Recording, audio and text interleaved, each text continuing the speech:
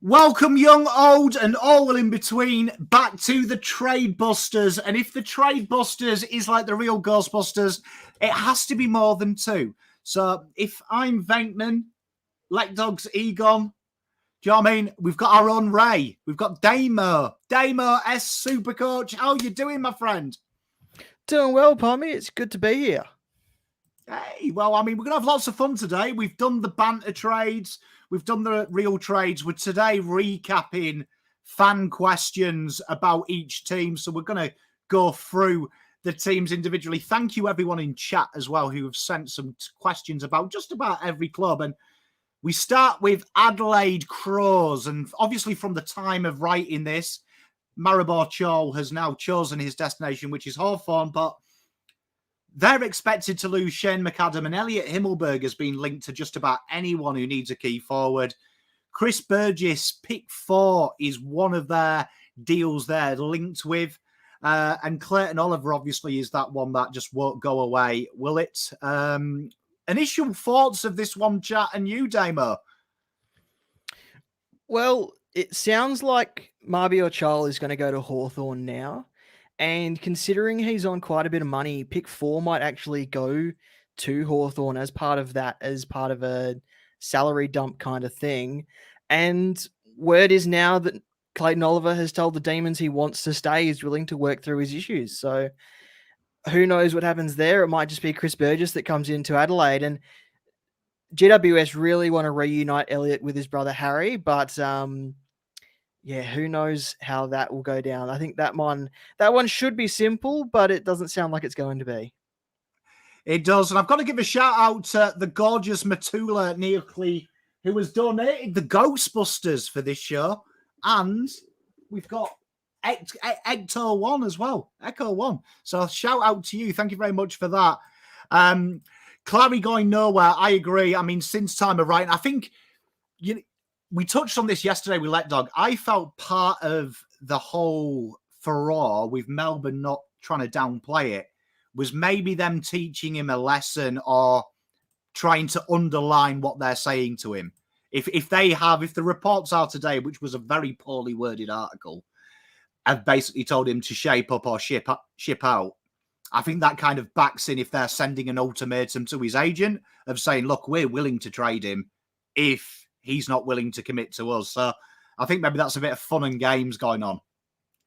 Yeah, for sure. And I don't know if there wouldn't be a club interested in him if he was available. It would just be a matter of finding the currency to satisfy Melbourne. And some clubs have better hands than others, so they're better placed, like Adelaide. But I think 17 other clubs would be knocking on Melbourne's door if Clayton Oliver was up for trade. I do. And just to confirm, George, these are not official. These are all the ones that we currently know about that are being discussed. So these are basically so we can analyse them. But with McAdam going, he's an out-of-contract free agent. So that's going to have to be traded or they're going to delist him and pick him up in the pre-season draft. So you'd say it's a trade now he's come out and requested Melbourne. Elliot Himmelberg, you'd imagine is going to be a trade. You'd imagine that that's going to be 2 picks coming in here in about the 30s at the worst, you'd imagine, especially Himmelberg. They put a lot of time into him. That gives them quite a strong draft hand should they want to move up.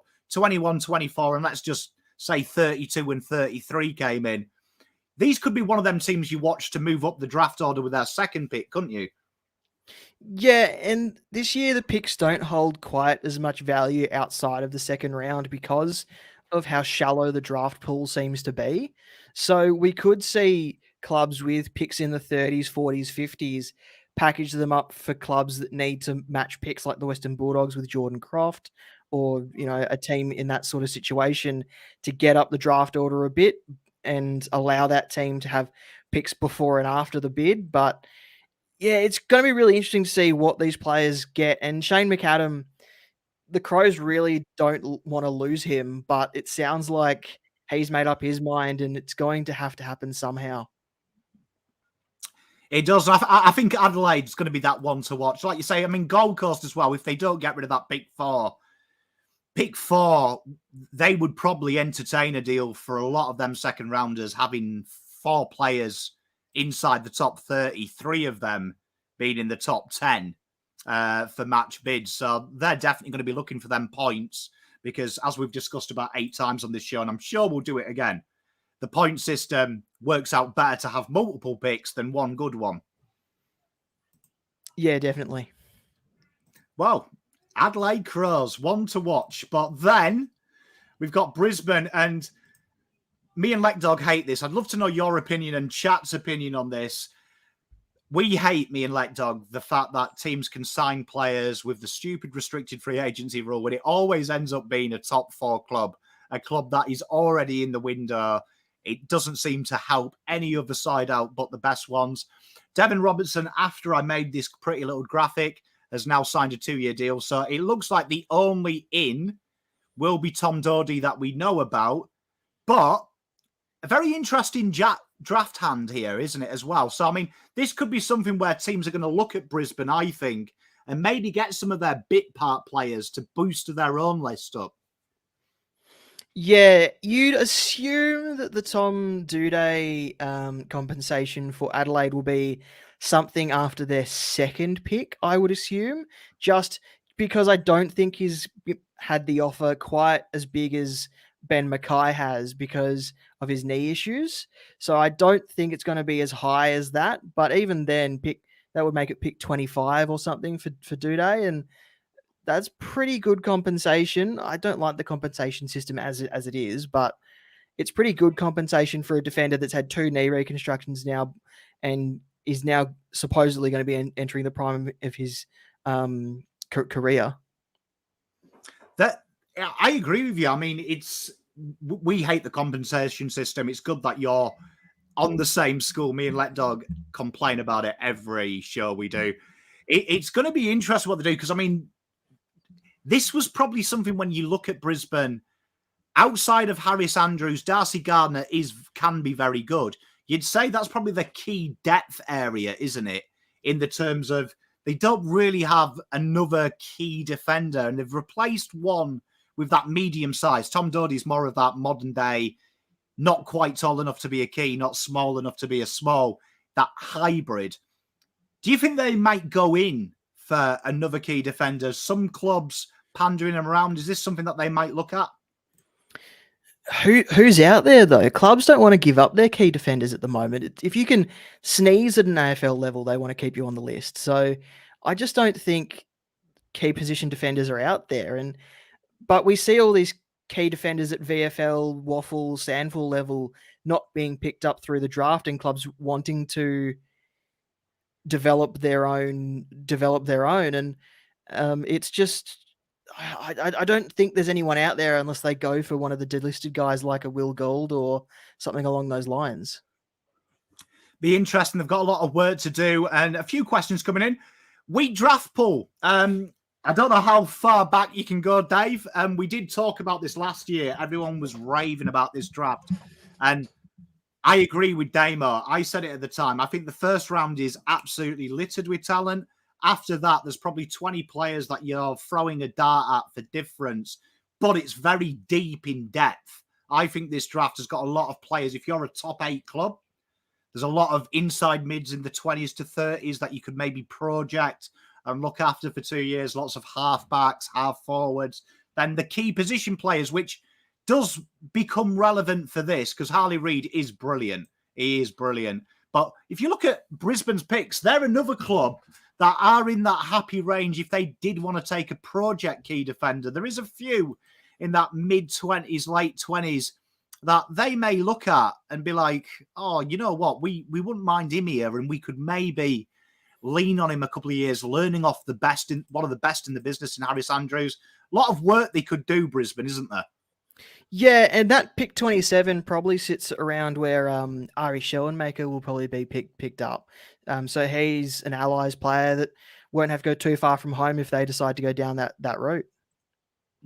Good pick. Yeah, no, I agree with you. And be an interesting one because that does scream happy with your list, them picks. When you've got them picks in the draft, that is screaming, I'm really happy with our list. We're just going to add some projects. Yeah, for sure. And is there some chance that Brisbane trade for Tom Doedee instead? I don't think so. I mean, it's the AFL. You just never know. I mean, he's a restricted free agent. You'd imagine. I mean, the way Adelaide are talking, there is a set figure, and the way that this restricted free agency works, I'm pretty sure both clubs were having a strong conversation about what pick suits him. I mean, it could happen, but genuinely they try and make it less messy. And the way the AFL works, I mean, you're probably going to get a decent pick for Tom Doedee if you put in the reported 700k. It's probably going to be a late second at worst, isn't it? Which is about what Brisbane could offer. Yeah, so so if the contract is 700k as you've just said there, they will probably get a pick after their first pick in this draft, or what would have been their first pick, which makes it pick 18. Which you'd think is about right.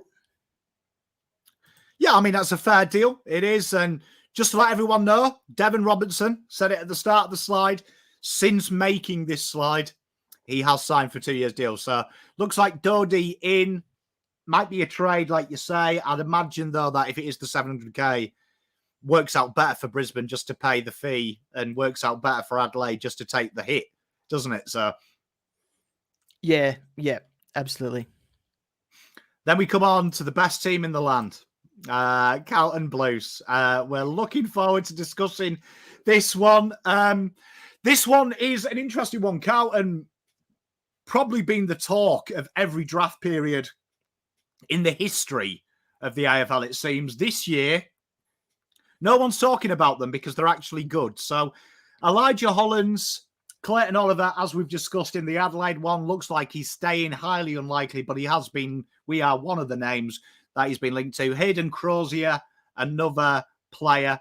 Zach Fisher and Paddy Dow are the talk of the town at the moment. They're what we're being linked with. Carlton don't hold some great picks this year. 16, and then they've got picks in the throwaway range. Carlton are an intriguing one, aren't they? Because obviously next year, and this question has come in 1,000 times, so if I've forgotten anyone, I really apologise, but we have had questions about this from David Redbear, Anthony, and a few others in the terms of what Carlton are going to do for the Camporelli boys next year. Obviously, as we know, we've discussed this, Carlton will probably address that more likely next year when the pick is in hand and they get a good feeling. But at the moment, even the most ambitious estimations are pick 15 and pick 30, which would be easily covered by 2 seconds. So Carlton probably won't be worried about that. If they can get a future second in, that'll be interesting. And that's where you ask, isn't it? Zach Fisher and Paddy Dow, what do you think their value is? You're not a Carlton fan, Damo. What do you think Carlton will be looking at for that? Well, if Paddy Dow is going to St Kilda, then they've got pick 32, and that's probably what Carlton will try and target. If they want something in next year's draft, then it will probably be a future second. Zach Fisher probably going to North Melbourne. North Melbourne will probably try and offer one of their compensation picks for next year's draft for him, which probably sits exactly where you want them to for those 2 bids. Mate, spot on. And that's something that we've discussed on this show. North Melbourne, their compo picks next year, they aren't legit until they're traded or they'll be reviewed if they keep them in hand. So it makes sense for them to maybe pay overs and get guarantees today. For that, with the nature of the AFL. Paddy Dow, I think, is the interesting one. Sauce is famous for taking these guys to pre-season draft and threatening it. And he's already come out today and threatened it, which I think is a real interesting one because that puts the onus on Carlton to do the business with Sydney. We know Sydney have come in and Sydney probably saw that and were like, oh, brilliant, because that probably lowers the value to us. They do have pick 42 and pick 51. So they're 2 picks that Carlton may take one of them to risk him going for the free agency. Because as we know, the preseason draft, it's almost impossible to pick anyone up if you're not wanted to be picked up. They can manipulate that draft very easy.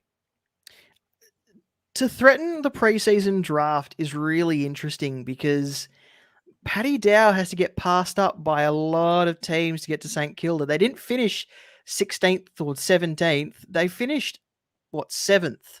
No, 6th. They finished quite high up the ladder. And for some reason, I don't see a West Coast, a North Melbourne, a Hawthorn.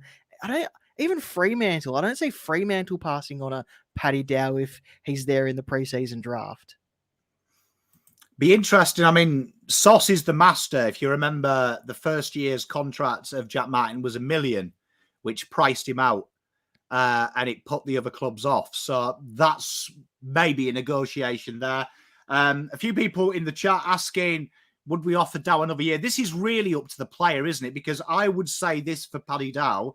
Historically, there has been players in this situation that could be best 22 elsewhere. Whether Dow and Fisher are best 22, I think Fisher gets into the 22 walk-up start at North Melbourne. Paddy Dow, definitely a point of difference because their midfield is copy and pasted. But if he turns this down and stays at Carlton for another year and he doesn't play, and then he's in the same situation next year, you would say probably the teams that are sniffing about him have covered that this year, which then puts him in a risky position next year because we've seen in the AFL, 1 minute you cock of the walk, next minute you're stacking shelves in Sainsbury's. Do you know what I mean? Like it's a real quick industry. So for Dow, it's probably now or never, isn't it? Yeah, for sure. And I don't think anyone can be too upset with someone like Dow in his position, in his in where he is in the pecking order at Carlton, to go and get a payday if that's on offer for him. Well, I mean, it's his career. I mean, I always think he's at that age, isn't he, where like in 2 years' time, he's that age of he's a risk, and you just put the time into a kid. So for Dow, he needs to be playing 15 games every year minimum because he's reaching that point where people win Brownlows. So it's going to be an interesting one. Gerard, Camporellis are like the Dacos. Jesus. I've followed them a lot this year, a bit earlier than I usually do. I can say they are nowhere near the level of Nick Dacos. Both of them are probably superior to George out there. I would say at max, and I'm saying that they'd have to have the best junior years I've ever seen. If we see them pick 15 and pick 25, I would say that that's probably the highest they'll get, just because they play on the outside. They're playing for probably the best stateside next year as well. Their stateside is stacked. They've got 4 of the 5 best players, so that will take attention off them. Sid Draper, Tyler Welsh, and Phoenix Hargrave are another level with Benny Barrett and players there who catch the eye. So I think that'll help Carlton out. There was another question as well. Let me find it. David Redbear asked, would Carlton target Caleb Windsor with their picks? This could be an interesting one here because Carlton are obviously in the market for looking for players that are bargain basement type players. And what I mean by that is players probably not thought about by the others. He's a guy that's projected to go later in the draft. He is a winger, though. I would say the last thing Carlton will look for, because a few questions have come in about Xavier Dersma, who we'll talk about at Port. I think that's Carlton won't be looking for there, will they? It's definitely going to be a half forward they're looking for. Yeah, I mean, it's really interesting to look at clubs that have made finals and look at where they fell down. I don't think your forward half was where you were completely dismantled against Brisbane, and even then you weren't even completely dismantled. I think most clubs that make finals just look to consolidate what they've got to try and build on what they've got. So I think best available at your picks is probably just where you're going to go. And if Caleb Windsor is the best available at your next pick after 16, then I think he's well in the mix. Yeah, and David nails it. Colston Tholstrup is the guy that I really want. I think he is the exciting. Hayden Crozier, that's really backing what you're saying up as well, Damo. The link to that's backing what you've got and adding an emergency bit of competition to push the kids through. Yeah, so you think he's security because the Dockers shipped him off to Western Bulldogs when he wasn't quite good enough as a half back and wasn't quite good enough as a half forward. And it seems like he's gone down the same route at the Western Bulldogs, not being quite good enough at either end either. So it's really interesting that Carlton have seen something in him to add to their depth. Yeah, I mean, the only way I can explain that is I think it'll be cheap.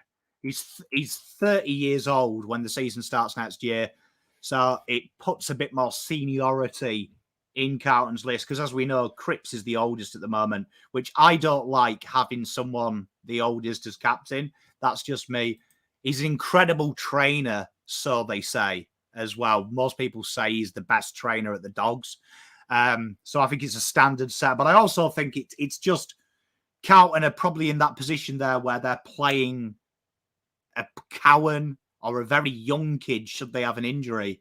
And you'd probably back in a 30-year-old who's played a lot of games at the AFL level. He'd be good for the locker room because he's got quite a big personality and he's someone who really gets around his teammates. So I think, if anything, it's an investment in the culture, not an investment in his playing ability. Mate, I think you've nailed it there. To answer this question from the great man, Fazzy's dad. Great to see you, Chris. Ashton Moore is my favourite player. He's got shades of a very, very exciting young man, a bit like Bobby Hill. Just needs a bit more consistency. I really like DeLeon. Is it Jake DeLeon? No. Yeah. Is this, yeah. Yeah. I don't know if Jake's his first name, but DeLeon. It is. I really like him. I really like the look of him, especially with his ability to push into the midfield and pinch it at stoppages. It's a bit of Tom Papley about him. There is South Adelaide boy as well, so you know he's as tough as a Badger's bomb. But we come to Collingwood, the premiers, right? The reigning premiers, it hurts me to say.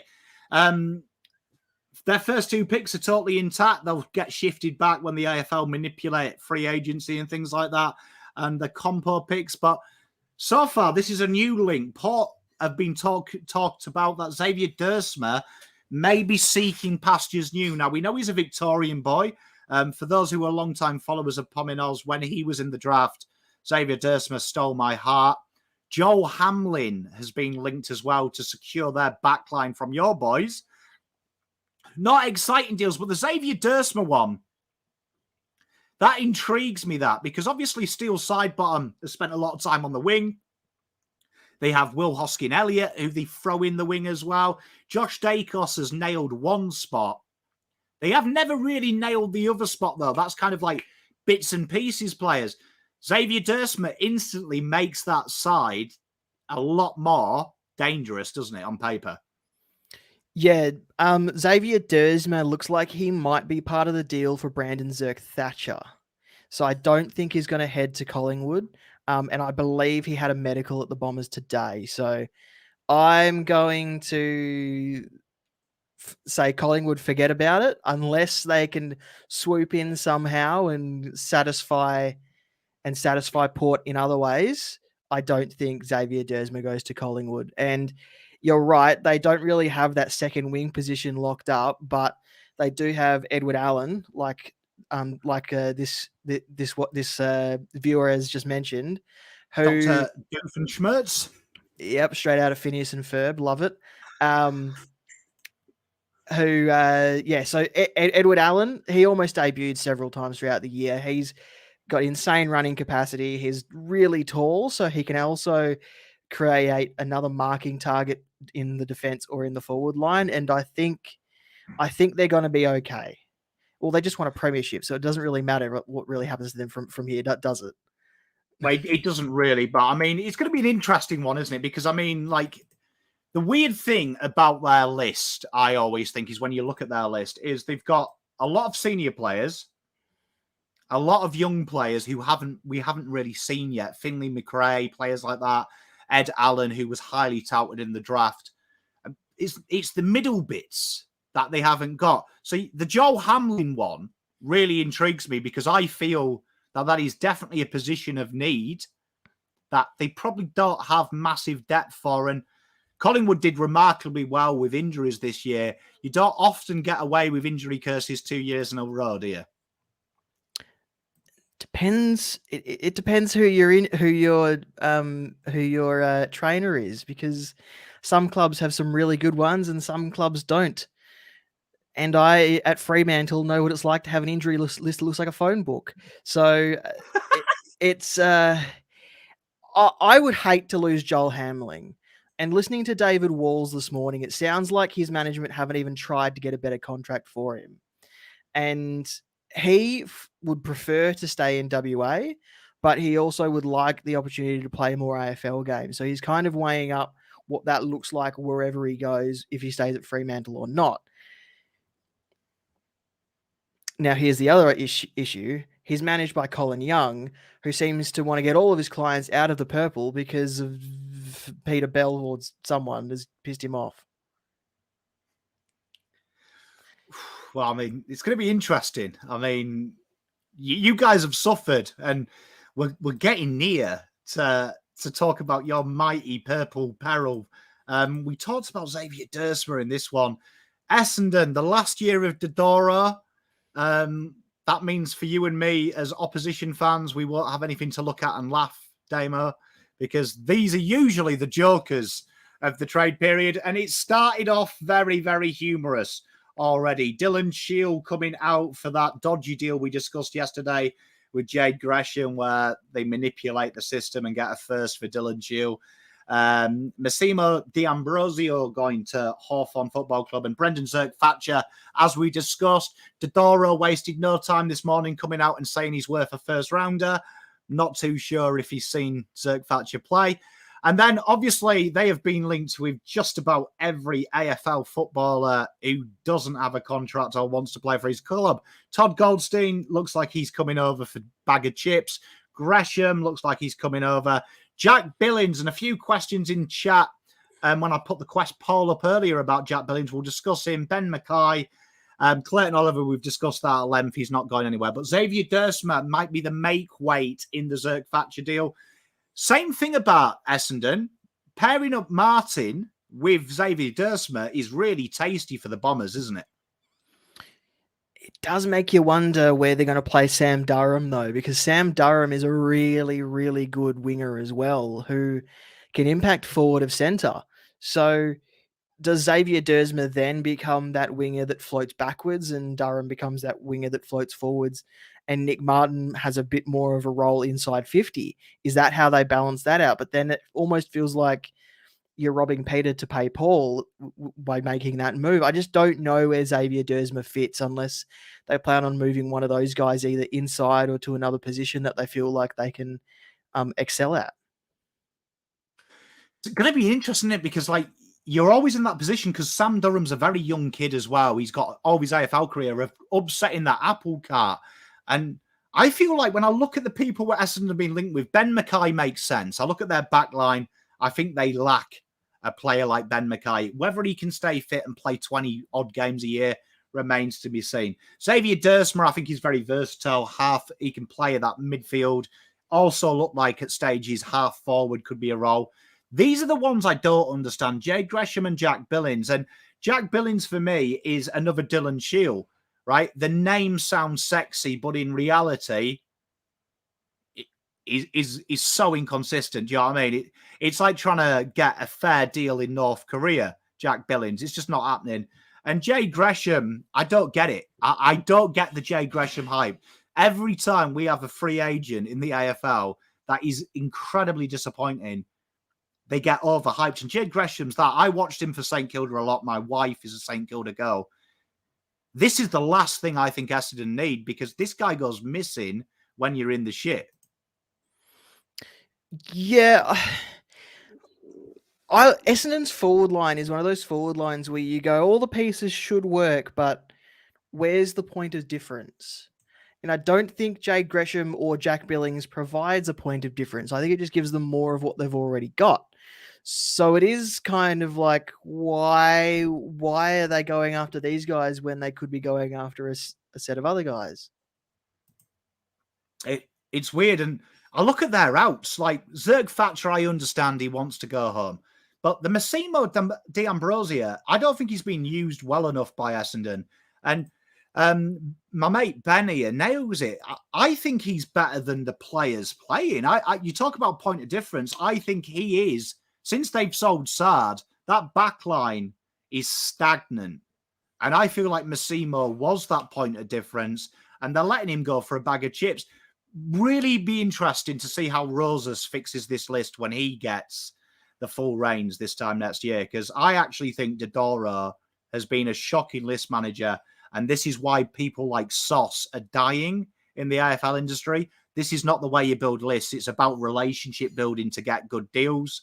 And because they're both dickheads to deal with, I think this is what is happening.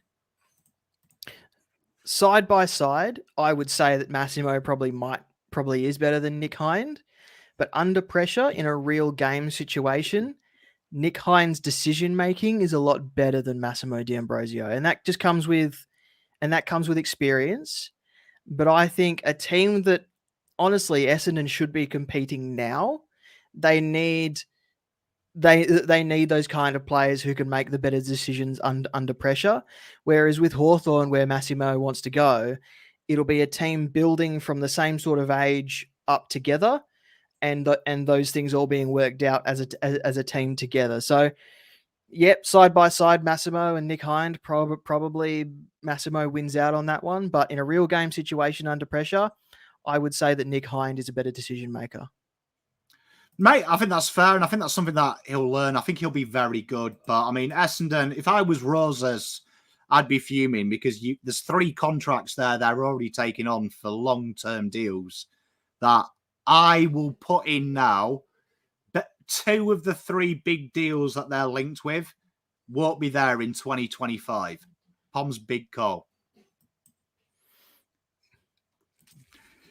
Sorry, Essendon fans. But this is an interesting one. Your team, Damo, and your team has been very quiet. And I've got a lot to say about Fremantle because Fremantle, I don't have second teams, but Fremantle and Geelong, when I first came over here, were 2 teams that I nearly was a fan of. Jeremy Sharp coming in is the big link. We've discussed Joel Henry. Liam Henry has already nominated Saints. Decent draft hand if you were building little squad players. Damo, talk to me about your beloved Freo. I don't know what happens with Jeremy Sharp. The Suns have released something today saying that Damien Hardwick rates him very highly.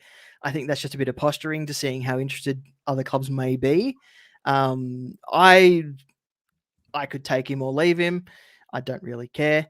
Joel Hamling coming out means there might be a bit of shuffling of deck chairs in the back line if there's any injuries.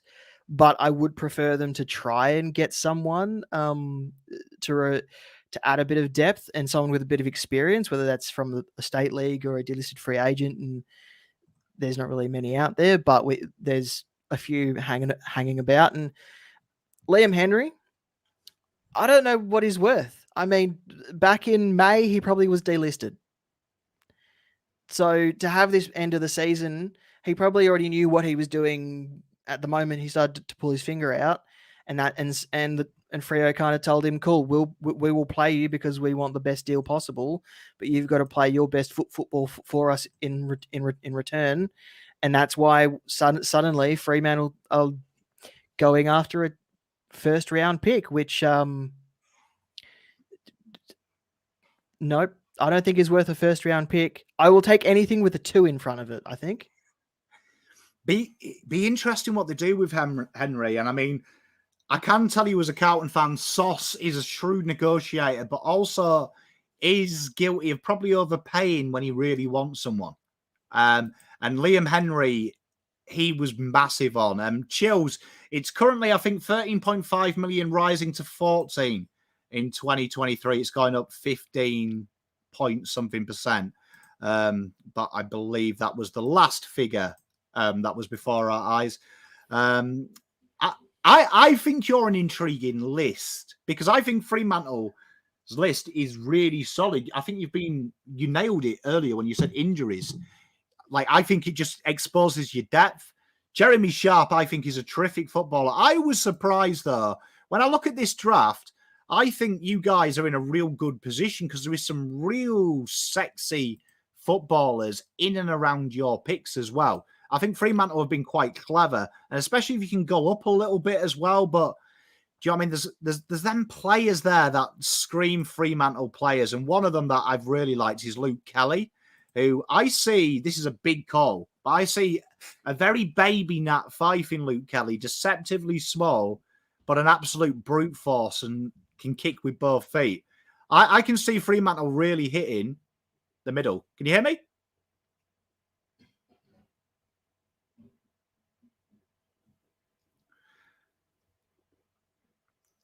We've lost Damo. That's not good.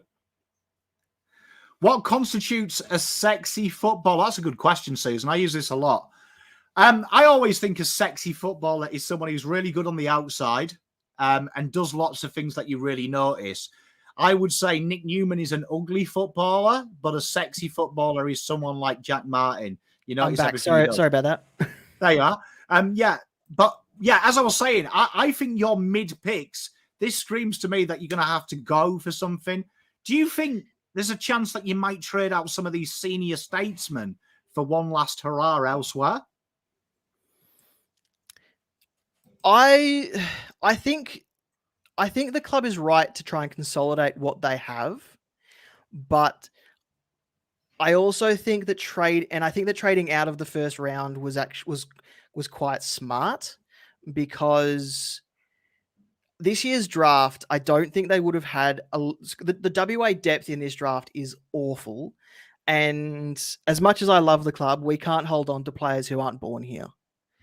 So I think they've done the right thing by moving out of the first round, taking them out of the mix for those high-end players that aren't from WA, and would have loved a Dan Curtin, but we would have never had a pick that high anyway, because if Harley Reid wasn't the first round pick, you'd think that Dan Curtin probably was very likely in the mix. But David Walls has had success with these later picks. He picked up Luke Ryan, who was a pick 60-something. He picked up Michael Frederick, who was pick 61. He picked up Lockie Schultz, who was pick 58. He picked up Michael Walters, who was a pick 54. Like, he's been with the club for a long, long time, and he's had success with these later picks. I actually would rate him with these picks more than I would rate him if he had a pick 5. Mate, I agree with you. I think he's got an uncanny knack, and I always do look for teams like Swan Districts or Peel Thunder in their mid-late picks and think if they get called out by you, we've probably missed something. And you look, like you say, that 40s to 60s, it's littered with WA talent. They've been really forgotten about this year, and I wouldn't be surprised. Like, I picked a name out of the hat there. I don't know if you heard it when you lost sound, but I was talking about Luke Kelly. I see a lot of Nat Fife in him. Not saying he'll be as good as Nat Fife, but unassuming to the eye, but very tough and probably plays bigger than he is. And I could see you guys taking him and 3 years' time, him being that bull type player. And we're going to be like, who the hell's this guy? But you can see Fremantle doing that. Well, we mentioned Ashton Moore and Jack De Leon earlier. David Wall said this morning on SEN that he wants to target players who can impact in the front half. And 22, that's probably a perfect range for one of those guys. And then 41, you could probably see something. You could probably see maybe Luke Kelly coming in at 177 centimeters, could probably start his career as a forward half player. So you probably hit the nail on the head with a player of that ilk. Fremantle, be one to watch. It'd be interesting. I mean, obviously their trade period, really, they've just got to say we've got Luke Jackson, who is the best young ruck in the competition. So always a win. Always a win for you guys.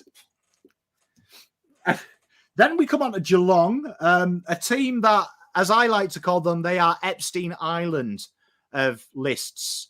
Either too old, too young, and nothing in the middle to make both parties being there at the same time okay. This list is bizarre. Already, when you look at what they're linked with, it's ambitious and mediocrity. Bailey Smith, Ollie Wines, Sean Darcy, have been named in the papers. They're losing Asava Ratikalia. Tim O'Brien as a delisted free agent. They're all over. They have a great, and to mirror their list, a fantastic pick and a shit pick. Geelong, I find for me, and this is maybe controversial, and I don't want to upset Geelong fans because I live literally 12 minutes away from Geelong, so it's quite easy to pepper bomb my house. I feel this is maybe they've got questions here. Do they do a Hawthorn?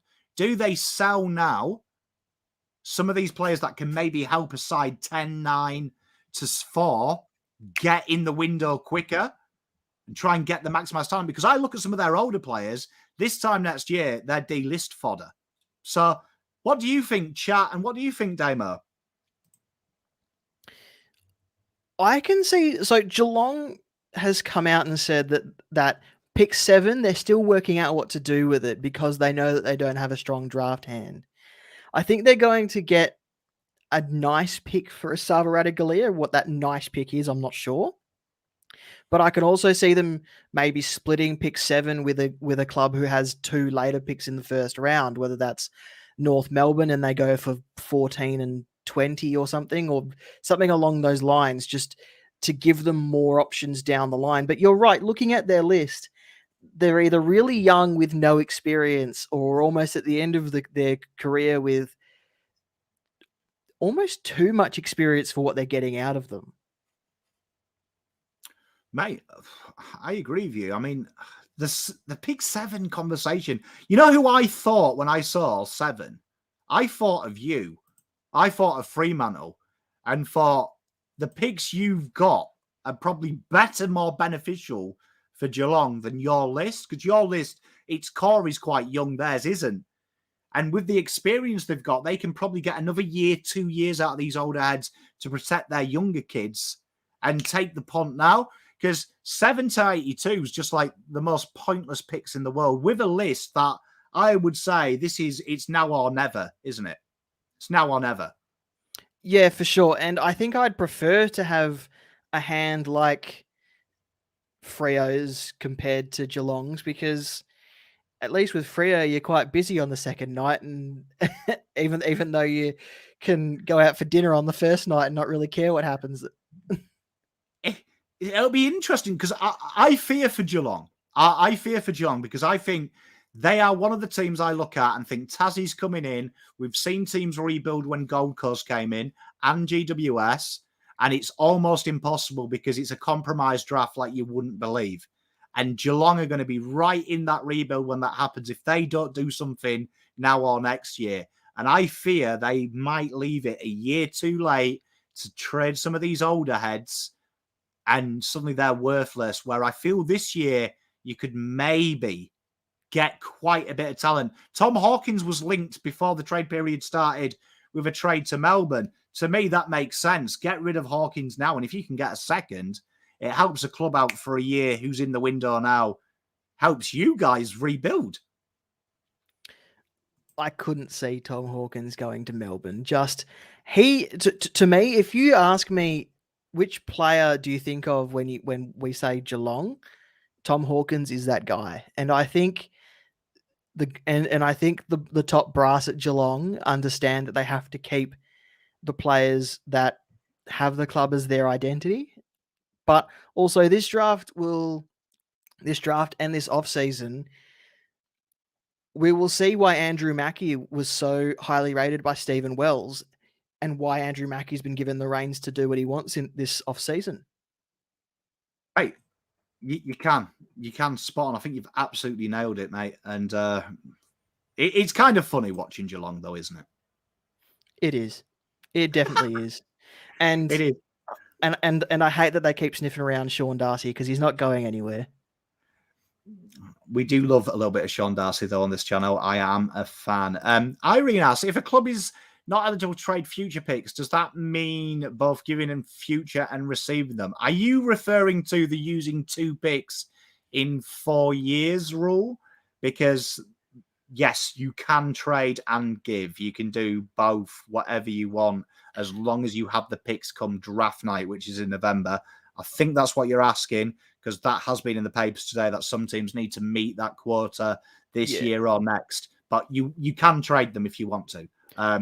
So if you keep your future first, you can trade your future second, third, and fourth. If you trade your future first, you have to keep your future second, third, and fourth. Yeah. And you have to draft 2 firsts within a 4-year period. And that can be 2 first round picks in 1 year and then none for 3 years, or 1 in year 1 and 1 in year 4 and none in year 2 or 3. But that's the way that's the way it goes. It happened a while ago with Carlton. We used 2 firsts in the same year. So that's why we went hard at buying players a year later, because it gives us that extra freedom and creativity to do it. But it's one of them things. Then we're on Gold Coast, who Gold Coast, for me, this surprises me. I've been linked with no one. I scoured the internet, just finding one media outlet with some reputable source. And the only one I could find was Dustin Martin had a cup of coffee with his old boss. And I was like, do I want to put Dustin Martin on here? Probably not. These are really intriguing because, as we know, we've talked about pick 4 a lot. This will be traded out, right? Pick 4 is on the table. Jeremy Sharp is evidently on the table. Maribor Chaw, we know he's out. Chris Burgess is a name that gets brought up every day. Elijah Hollands. T. Mello saying, Elliot Yeo, I did see that, but they didn't go into detail on it. It was one of their suggestions, so I didn't want to put that in there and just be done by Tom Morris. But they definitely need something. Now, I did want to put this through to chat. What do you think they'll go for? Like, what will Dimmer? He's done this before. He's been there and done it. What do you think Dimmer's targeting in this window?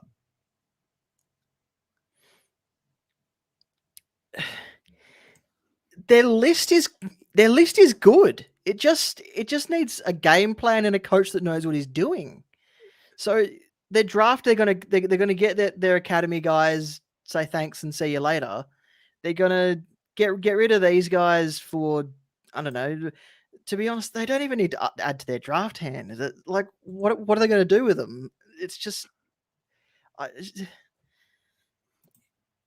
weird.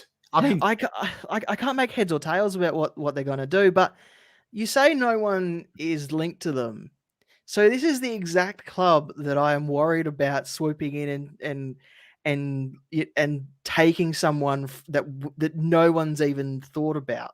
Like, what if Gold Coast end up with Noah Cumberland or something on their list because of the Dimmer connection? You know what? I could see it, and I could see it. And I think the obvious ones are wingmen, small forward, small defenders. Both them grounds a bit of depth, but I can see them looking at this trade window and draft window and saying, you know what? We are ready. We are ready. We are going to get Jed Walter, who should be pick 1. I'll go on record now. Jed Walter, if we didn't have this stupid NGA, every man and his dog would be fighting harder for pick 1 for Jed Walter than they would be Harley Reid, right? Because Harley Reid's happen every draft. Jed Walters don't, right? Then they've got Ethan Reed, who is literally the reincarnate of Max Gorn, right? Every club would be after this player, right? And then they've got Jake Rogers, who's my favorite of the 3, an absolute game changer, the modern day midfielder that can burst, kick goals, small, diminutive. He's like Tom Liberatore with a personality that's likable. So I think they've got 3 absolute jets. They'll trade pick 4 if they can keep picks a bit later on. They have another kid as well, it is worth noting, Will Graham, who has got a lot of Will Brody about him in the terms of he's a big boy, looks like he can have a bit of a ruckus, which they probably don't have Gold Coast. Someone who's just a pure pit bull. It's interesting what they do. I've got a sneaky feeling, exactly like you said, Damo, these guys might fuck someone that no one knows. Do you know what I mean? They might be one of them teams we don't hear about until the day 2 of the trade period, and suddenly they're fishing a back-end deal to take someone like a Xavier Dersma or take someone like that, or be really hot in the delisted free agency period. Yeah. And I didn't even mean this, but Noah Cumberland was actually part of the Brisbane Lions Academy, so he would be going home if that's who they target. Mate, I mean, to be honest, I wouldn't be surprised. And we have seen it before. When different people go, Nick Austin, we always have that joke. Every year he signs a Bulldog. These people do stick to what they know. Do you know what I mean? They stick to what they know. Like, I have often been thinking someone like Hugo Ralphsmith as well. Do you know what I mean? Who hasn't committed yet to a deal. Probably that player, because they've got Levi Casbolt at the moment and Ben King. Jed Walters will probably play, but they'll work him in. He could be another guy that they look at and go, you know what, he'll fill us out and we move on with our day. Yeah, their list doesn't have a lot of holes. It's just about building the depth behind their key players that they probably need to work on. And to pick up Jed Walter, Jake Rogers, Ethan Reed, and even their other academy guys later in the draft, they're set. They are absolutely set. Another reason here from Jordan to like Fremantle. Every year, Carlton fans ask me to do trade profiles on Will Brodie. I was so happy when he fucking traded because I was sick of talking about Will Brodie. absolutely hate that guy. And just so you know. And to answer Jordan's question is, so he turned up to preseason with a lower leg injury and then wasn't quite fit when he got to round one, but they played him anyway and he had an absolutely awful game. And then so they sent him away to sort of build his fitness. He came back for a couple of games later where he kind of didn't really have an impact. He was the subbing. He came on early for gather round, and then we didn't see him for the rest of the year because he had an ankle injury that was almost a syndesmosis injury. And then after that, he just never had the fitness again. And by the time he was ready to come back, the Dockers had discovered that Hayden Young was a pretty good midfielder. I can see Brodie coming back into the midfield now and Hayden Young potentially taking up that Liam Henry spot on the wing. That'd be interesting. I mean, there's obviously options opening there with Henry going because he was sensational back half of the year. Like you say, it probably looked like he was out the door round 4, but then by round 18, round 19, he really did shine. And that was when there was the link to Carlton. So we all got excited. But no, I agree with you. Will Brodie, the enigma of the AFL. Another enigma retired today as well, Charlie Constable. That was another name that Carlton fans used to throw at me. So when Will Brodie retires, I'll have a party. No offense to Will Brodie, but it means I'll never have to talk about him again unless he becomes a coach. But GWS's list strategy absolutely blags my head because for 10 years, it feels like we've talked about them getting the best kids. And then in the last few years, they just seem to go with this obsession with old people. And Orazio Fantasia has been filmed today around the GWS complex. Bryn Tinkle has again been linked with them. He was heavily linked in the MSD. Looks like he's going to find his way there as a delisted free agent. And this new AFL thing, playing brothers together. I don't know if Australian brothers are different to English brothers. The last place you want to be is near your brother when you're an adult.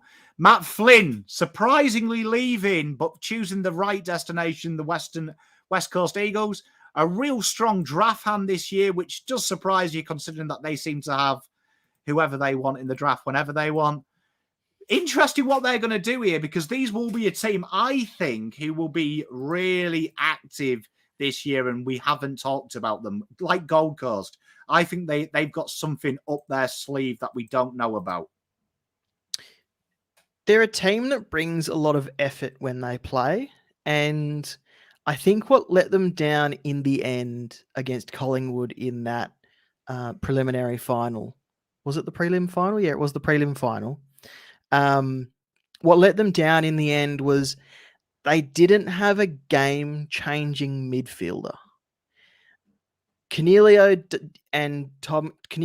Tom Green, whoever else they put through there, they aren't they don't have there isn't an X factor about them. Tom Green can extract the ball and use it 37 different times in a game, but the ball doesn't really go anywhere. Stephen Cornelio can impact forward of centre if he wants to, but he doesn't really. So I think they've got picks in the right places to strengthen their list. And maybe they draft with 6 and trade with 15 or something. But I think they should be looking for a midfielder that can change the game. Yes, Josh Kelly as well. He's a bit inside outside, but they need someone who can come in over the top. Like Collingwood have Jordan De Goey. You've got Brisbane who has Lockie Neal who can change a game. And even Cam Rayner who can go into the centre and can change the game with a couple of touches. It's I think that what they missed was someone who can change the game off their own disposal. And Toby Green, yeah, but he's entering the end of his career now. He's that age. As good as he is, there's going to be a moment where that cliff comes. Mate, I think you nailed it. And I think that's going to be... You see, these were one of the teams that before all the rumours started, I thought just maybe they might go in for Paddy Dow. Do you know what I mean? As a point of difference. I thought this might be the first time ever we do a deal with GWS where we might fucking sell something as opposed to buying something. I was thinking it might be a coming of age for Carlton, that we could joke that GWS are Carlton reserves for a change. I mean, I look at their draft picks, pick 6. There isn't really anyone like what you've described there. Like Riley Sanders, who is heavily talked about, that people think North are going to do the right thing. And with that pick 3, they've got a little bit early. They're going to take him a little bit earlier. I don't see that happening. I think they'll be cheeky and take him. They'll hope he slips later. But he's like literally a reincarnation of everyone they've got. And then outside of that, there is no real midfielder in that pick. So Lily makes a really good point here. I think with their compensation pick, St Kilda will make a play. I think that they will keep it cash in hand, that Gold Coast pick, until the day of the draft and then trade it when it has more value and the hype is there and everyone knows. I think that, but I also think GWS might be that team, right? That actually do a trade early doors for pick 6 in this window and then try and slip back in the draft, maybe a 13 and something else, and then launch a play late for Harley Reid. Watch this space.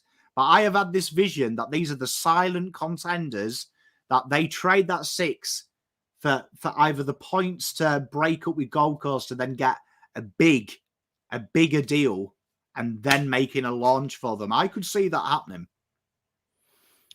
Yeah, the other clubs that have their eye on that pick 1, I think they've got a better draft hand, but we know that the Giants can be very clever with how they use their draft picks. And Jason McCartney he doesn't get a lot of plaudits in the media for how well he builds a list and how he drafts with his picks and how he uses those picks during the trade period. But he's probably one of the better operators. Mate, I couldn't agree more. I couldn't agree more. He has just gone about it silently. And I think this just proves my issues with Sauce. Very good at getting the talent in. I question if he can balance it. Where, as you can see with GWS, they've gone from a club that sells a star every year to retains the star and then adds talent on top. Like the Cadman deal that T Mello's sorting out. Good friend of the channel, good Collingwood guy as well. It hurts me to say not many of them are good. He saw Cadman. He can see Cadman at a Vic club. I mean, I could see it as well, but they'll do the hard work, build him up. And you can see him being one of them players. But what they've done with Jesse Hogan, no one talks about. That guy's career was dead. And they've got him humming, to be fair. I mean, he didn't really get a chance at Fremantle to get his career going with the newspaper following him around every time he got up to go to the toilet. So I think that what they've been able to do, what they've been able to take him away from in terms of a fishbowl football environment is actually was really good for him. And we're now seeing the results of it. Mate, it's going to be an intriguing one. But then we come on to probably my favourite club to talk about. I have been really hot on Hawthorn's list. Hawthorn's list. Oh, you are Ben. Sorry, I forgot about you, my friend. Ben is a good one too. Big friend of the channel. Hawthorn, I've been hot on their list. I absolutely was turned on by what they did last year. I think this is what every club should do if they rebuild. Stop being idiots. Just rip the Band-Aid off. Back your system in. Back your coach. And go hard. Massimo D'Ambrosio linked with them. I think that's a great pick. I think Damo nailed it when he was talking about him on the Essendon segment. Cho comes in, which I think is a great get from them. And I think in that environment, it could absolutely go off. They're losing Jacob Konitschke, who they love, but this guy has been disappointing. Tyler Brockman leaves. Denver Granger Barras has been linked with a leave, which I am surprised about, but he hasn't quite set the world alight. And recently, James Warple has been in the radio. The last couple of days, Trade Radio have really pushed this sell as well, pushed it, which always makes me think someone is leaving. Pick 3 they have in the hand. They've come out today and said that they will launch for pick 1. They get Harley Reid, Chol, and D'Ambrosio. Fuck me. What a window. Listen, I hate Trade Radio, but they have this ability to talk about a player so much that a trade does actually happen for this player, even if nothing was even there when, like, before they started talking about them. So for James Warple to be on their tongue so much, just through noise, we could see a move happen. Like maybe he catches wind of this through a friend who texts him, asking him if he's going anywhere, and he sort of goes, maybe I am going somewhere. And then it balloons into something from that. But yeah, I don't think James Warple leaves. I think he's too valuable to them. But I've seen Trade Radio do this before with other people who we thought weren't leaving as well, which is the annoying part about that whole broadcast. And Denver Granger Barras, linked with both WA clubs, obviously being a WA person, with Joel Hamling going out the door. Do Fremantle try and grab this guy? I know they said they want to be quiet and they want to consolidate their position and their list and all that sort of thing, but I can't help but think that he couldn't improve, even if it's just for depth, couldn't improve their list, you know? I'm a huge fan of Denver Granger Barras. I think he is an unlocked talent. I think he is a player that hasn't been given the opportunity yet. I think being a defender in a shit side, which no offense to Hawthorn at the moment, that they're not dominating around the middle. They're not getting pressure ahead of the ball so the defenders have a break. I think it exposes you, and I think it's too soon. I think Denver Granger Barras will be a superstar. And I think if they get rid of him, I think it could bite them in the arse. It could be one that they lose. I understand why they would. And I think Fremantle is the perfect place for him. I think working alongside Pearcey, Alex Pearce, who I think is one of the most underrated key defenders in the league, how he goes about his work. I see a lot of Denver Granger in that as well. I think he's a level head. He's a calm head. Alex Pearce, I think he's fair to say, very similar to Denver Granger Barras in the way that kind of was not brilliant at the start of his career and someone who's come from nowhere, who's really worked on his craft and become one of the best players in his team through hard work. I think he'd be brilliant. And James Warple, he suits Geelong, but this is one of them. How did Geelong do it? And then I'm going to be asking questions. How much are Cotton On playing off the books for these players? The thing that would be scary is if it's like James Warple and pick 7 for a future first from Hawthorn. It's like I don't understand how any of it would work. But when he's talked about so much, like all over Twitter, people have been asking those stupid trade accounts that reckon they know anything and everything, even though they just read big footy forums very carefully. Just asking about him, and all of them say he's not going anywhere, he's not going anywhere, he's not going anywhere. But if you get talked about that much, maybe there's something there. I mean, knowing a couple of list managers, one who's no longer in the game and one who is, I do know that they do use, over a game of golf, they've told me they do use trade radio, believe it or not, to help drive the deals, which I know in EPL, having mates in that, the media is a big source for creating demand and testing the waters without directly coming out and saying, we're trading this player. Not suggesting that's going on here, but it does seem weird that no one has talked about James Walpole, and I absolutely nailed it with Double Dummy. I go to a lot of Hawthorn functions, and this is why I love Sam Mitchell. He's one of my faves. I actually think he has flourished under Sam Mitchell. Flourished. And I see a lot of Sam Mitchell. I think Sam Mitchell is the best. I'm going to say this now.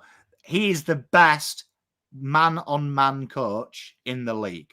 In the league. Hearing him speak personally, that guy is a different wave. You are looking at the new wave football coach, like the Pep Guardiolas, who thinks about football not in a I used to do this way, in a this is how it looks way, and a holistic way. And I think every young footballer in the country would want to work for Sam Mitchell. That, honestly, if I had my kids were playing football and they had an option to go to anyone but Carlton, I'd be like Hawthorn.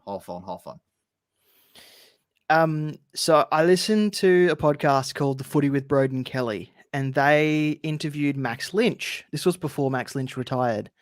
And the way he spoke about how Sam Mitchell gets his troops onto the same page was really, really impressive to hear. And I think they only talk about it for maybe a couple of minutes.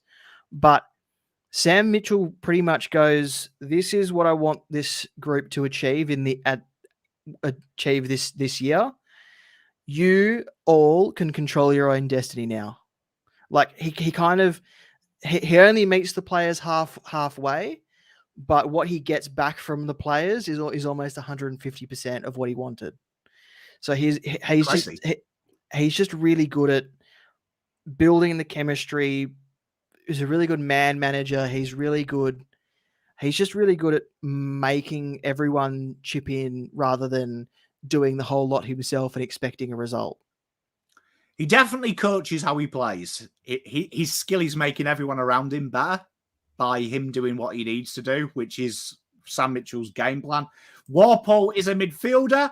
I will say this. One story I got told by a draftee last year, Sam Mitchell, he walked out into the training track, Waverley, first day on the job. Sam Mitchell pulled him to one side and said to him, what's your game plan? Like, what do you want to get out of this? And he was like, in 10 years' time, where do you want to be? And he was like, look, I want to be the next Hodge. I want to be the next Hodge or the next you. And he was like, I can do better than that. How about you be the guy in 10 years' time when I draft someone, they tell me they want to be the next you. And I was like, fuck, that's powerful. That's powerful. That's a good line. That's a good line. I was like, people, oh, fuck. Just follow me round, Sam, and tell me shit like that. I was like, it makes me want to go and play for Hawthorn. Yeah, I was like, Jesus, get me the shirt. I'll come and play tomorrow. But then we come on to Melbourne, who are in the press. I've got to say this, probably the worst handling of a player. And if you watch me and Let Dog day one, when this story broke, I said, this is going to backfire if Clayton Oliver's club, Melbourne, don't say fuck off. With all the rumours that are going around Reddit about Clayton Oliver's personal life, I was like, you can see this becoming the biggest story of the trade window in 12 hours. And what did Melbourne do? Fuck all. Now there is a shitstorm. I've got something to say about this, but we'll go for it. Brodie Grundy's leaving. James Harms is rumoured to be on the out there. Didn't get much game time this year. James Jordan's requested a trade to Sydney.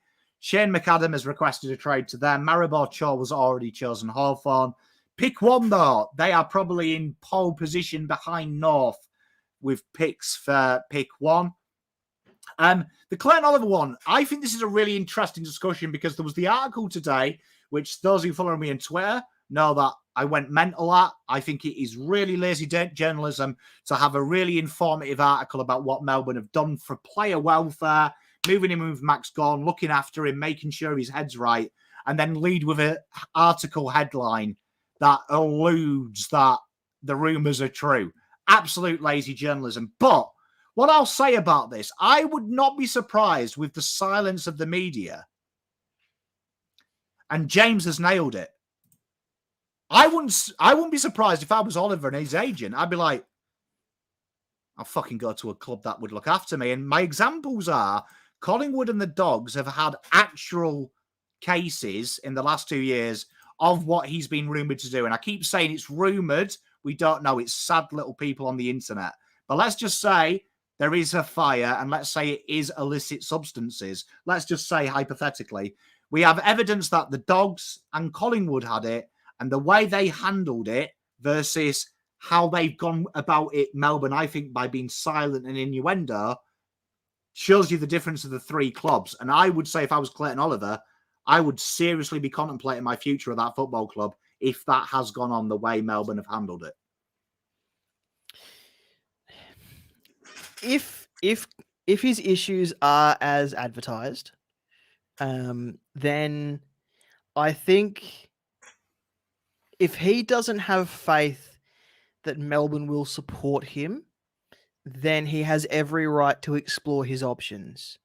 And the fact that Melbourne didn't come out and say he's not going anywhere just says to me that perhaps they aren't convinced that he can turn it around, which means there's not the support network that for him, or they don't believe they have the support network for him. Whereas a club like Adelaide or a club like Collingwood, like you said, Western Bulldogs, even Brisbane, those four clubs have all shown that they can bring in these types of players who potentially may have these issues and create a positive out of it. So I don't think Clayton Oliver goes anywhere. I think he stays at Melbourne. I think he's there next season.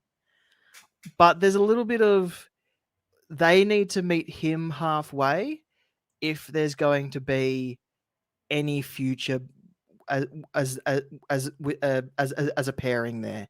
And if they believe that they can provide the resources to get him better, then they need to start defending him and not staying radio silent about it. Yeah, and I agree. Like Owen, I agree. I think the club's in a difficult position because I'm kind of privy to what is going on because I have friends in the network. So I know that the Reddit rumors and reality miles away. So that's why I've got a personal interest in this a little bit. My issue, though, Owen, is I think when them rumors are going around and you've only got to go on Twitter and see every post about Clayton Oliver, I feel really sorry for the bloke because straight away there's comments of crackhead, Ben Cousins 2.0. So the media know what the rumours are. But they're not stupid, right? They know, right? And Melbourne aren't stupid, right? Melbourne aren't stupid. And I feel that what is going on, they should have come out, Melbourne, and diffused this straight away. And so that we've had real productive meetings with his manager.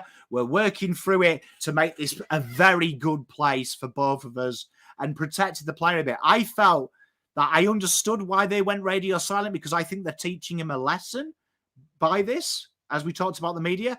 But I also think there was a point where they needed to diffuse it because now it has got to a situation until the rumours have been killed today that literally Twitter, Facebook, all the media outlets, even Instagram, everyone is making them references to the rumour, and that isn't conducive to the player. And I think that's more, I think the AFL is so on mental welfare. This is where we've got to be careful. The story, the excitement of a trade period, but also the player. This is a human being, in my opinion, at the end of the day. And regardless of what Clayton's done, that, to me, I feel for the human being, right? Regardless of what he does. The club's got to help him out a little bit, regardless of what he's done. I kind of agree with what James is saying there. Someone is leaking this. We're from Melbourne. Melbourne is one of the worst clubs for keeping things under wraps as well. So there is someone in that club who likes to, give the media things. And I think that's another issue entirely. But yeah, I think Clayton Oliver and Melbourne need to work together to support themselves and him recover from whatever it is that his issues are. And if it was to teach him a lesson, to show him how real it can get when they don't want him, then hopefully he's been shown now. Yeah, and I mean, best of luck to them. But I mean, their trade period, I think, is straightforward. I think these are one of them teams that make a play at the big Harley Reid. I really do think. I think that'll be an interesting one. We come to North Melbourne. Zach Fisher has officially requested a trade while we're on air. Cal Toomey is reporting he has chosen them as the destination. He has passed a medical. A 5-year deal is in front of him. They're taking on the contract, it says, specifically of Carlton for 2 years. And then he has 3 additional years. Dylan Stephen from Sydney is on there. They've also been linked to pick 1. Remember, pick 3 is meant to be added to this. They lose Todd Goldstein, which isn't really much of a muchness. And Ben Mackay, interesting, that one for them. We've not been linked with a key defender as of yet. But Zach Fisher, let's talk about him. Definitely will be, I reckon. Carlton will want pick 19, right? In a dream. They'll offer pick 52. It's pick 40. No, I think you'll be getting one of the future compensation picks. Oh, do you think they'll actually do that for us? I think they'll actually do that because I reckon in 12 months' time, they've probably won 6 or 7 games. And the AFL says you don't need them anymore. Yeah, that's my fear. That's what we've been discussing on this show. The last time they put it under review, I think their cutoff, they said, was 3 games, wins, which I don't think Clarkson's the type of guy that goes into it and says, let's win no games. Like, I don't think he's that type of coach. I think Clarkson knows losing is habitual. So they'll look to win. You know what my fear is with this? Now, usually Carlton fans, I don't want to worry you, right? I don't want to worry you. But usually when we lose a player, I'm like, the guy will be shit house. He'll be working at Carlz in 3 years. Zach Fisher, the way North Melbourne play, the way that Clarko likes to play, how he's going, the fact that he's playing halfback flank, the fact that North Melbourne have already said that is what appealed to them, the fact he can float through the midfield and slot down back. I've got a feeling that this guy will be a very, very, very, very, very good footballer under Clarkson's system. And he'll actually, I wouldn't say we'll regret it, but I'll say you'll notice his impact on a football field. Yeah. I think the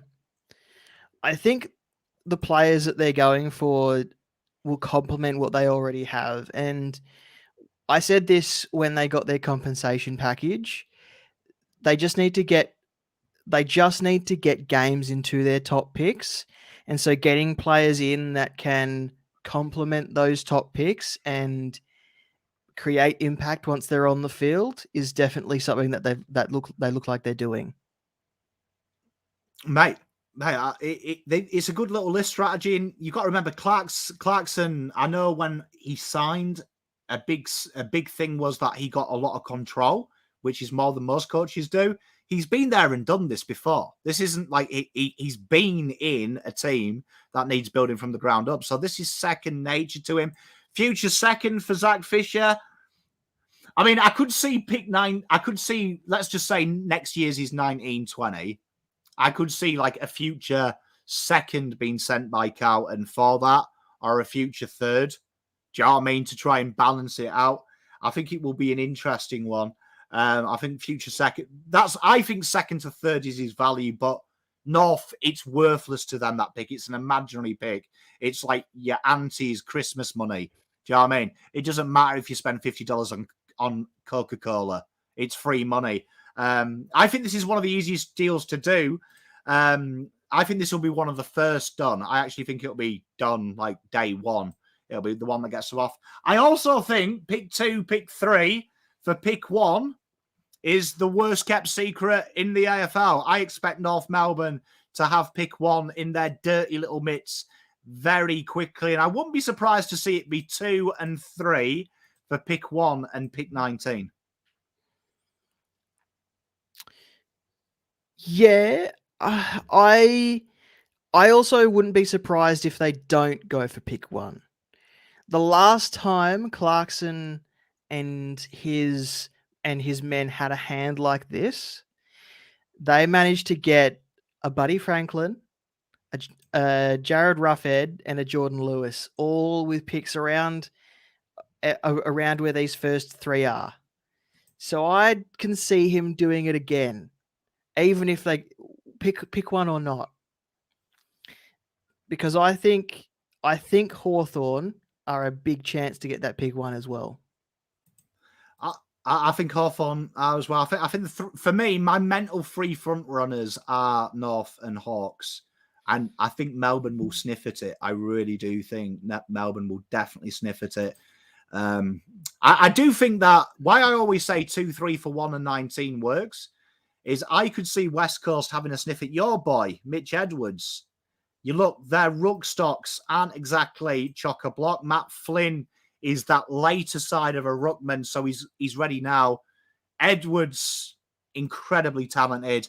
Because the AFL are corrupt and NGAs only work if you're Queensland or Sydney, you lose out on him. But I think that would make sense with that pick there, that they can get him in and have a very good ruckman to build up throughout the years.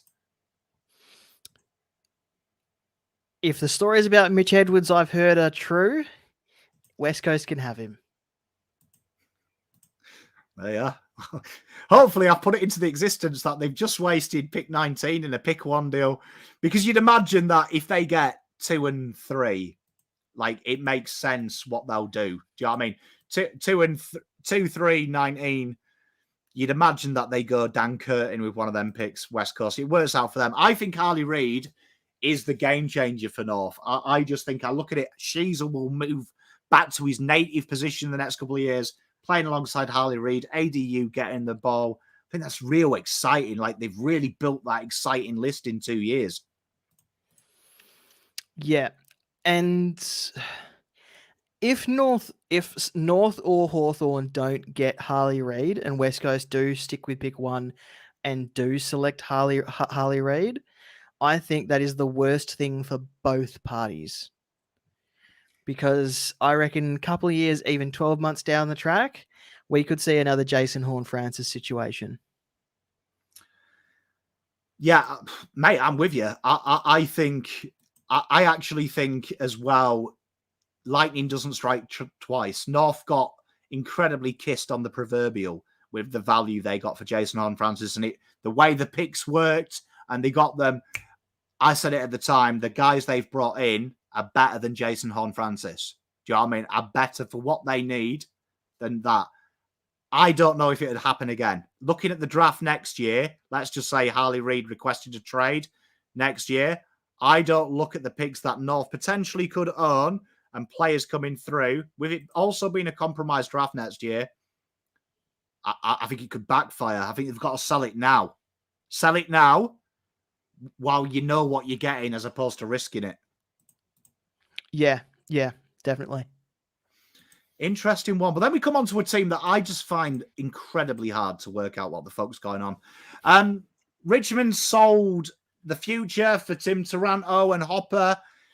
Did it bear fruit last year? No, it didn't. They didn't play finals. Is it teething issues? We don't know. But this is a team that I think the Rewalt injury and retirement, massive for them, because I think regardless of if you rate him or not, he has been a key component. And Tom Lynch, you really saw when he was out, that was a big problem. They've gone huge in for Kajitsky, which if he can get right, he's got talent, but I wouldn't expect more than 25 goals from him year one. James Harms has been linked. Their picks are a little bit nothing. Ivan Soldo has evidently requested a trade. What are they doing? Has Ivan Soldo requested a trade? I heard earlier today that he wants to stay at Richmond. The article I took this from was Trade Radio. It says their sources believe Richmond are sounding him out for picks to come in. So he's one of the names that's on the outer. And not one to watch then for sure. Yeah, I don't see how James Harmes fits because they literally brought in Jacob Hopper and Tim Taranto last season, and I don't see him being an upgrade or any better than those two guys. But Jacob Kazici coming in to replace Jack Rewalt in the forward line is probably a good replacement. They don't have a lot of depth behind their first two guys, though. They don't. I look at their list and it's,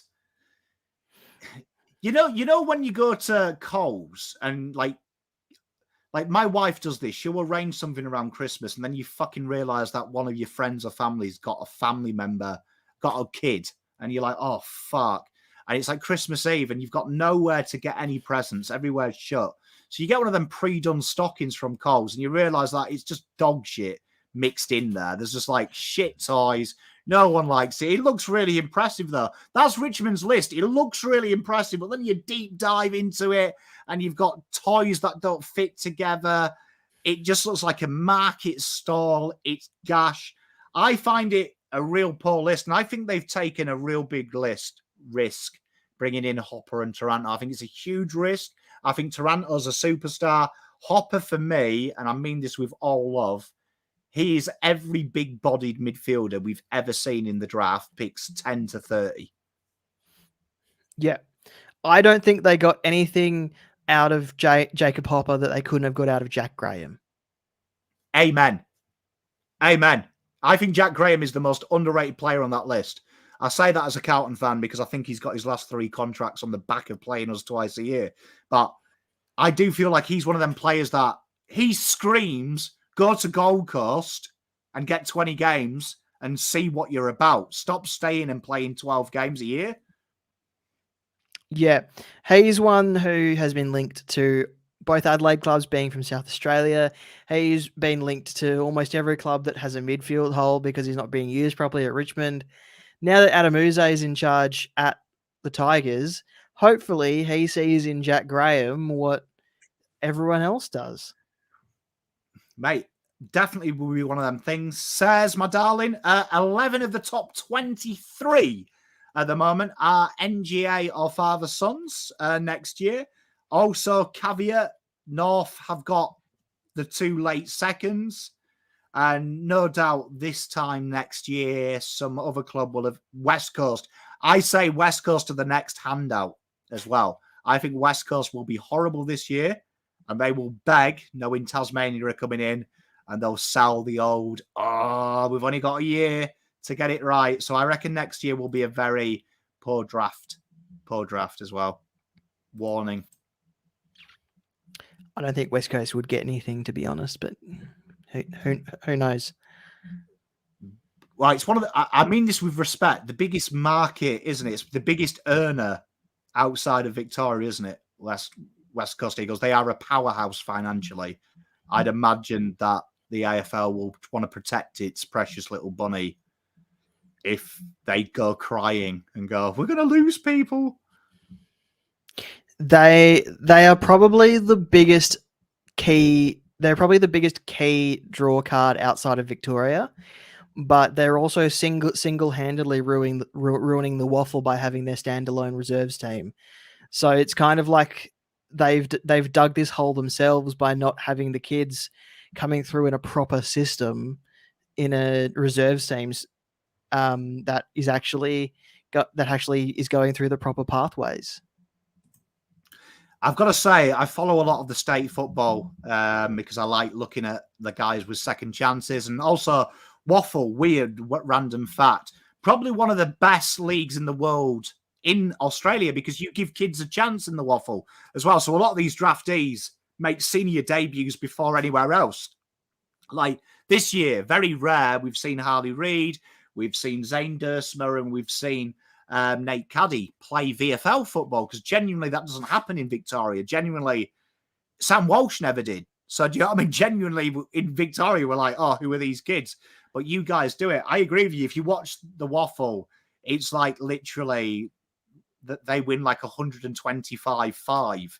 It's like the most pointless thing in the world. Like, why are they there? It is the thing. James asks a good question, my mate Faz. I can explain this. So since the AFL has changed the rules, if you remember not years ago, it was only about 4 years ago, it used to be 3 list changes through the national draft. The AFL changed that, and it's just 3 changes. So that can be done through any of the drafts, the preseason draft, the delisted free agency period, the free agency period now, the restricted free agency period, and trades. So it makes less onus on taking kids now, because before every club would have had to take 3 picks in this draft, which you do the maths, 3 times 18 is 36, 42, 52. Do you know what I mean? That's more kids. It's starting to get less and less. It's starting to get less and less, and teams are starting to go for senior players, state league players. We're seeing a lot more second chance players than we ever have. So it's not the talent pool's getting worse, because I will tell you, the talent pound for pound now is light years away from 10 years ago. It's because the AFL aren't putting as much pressure on clubs to take kids.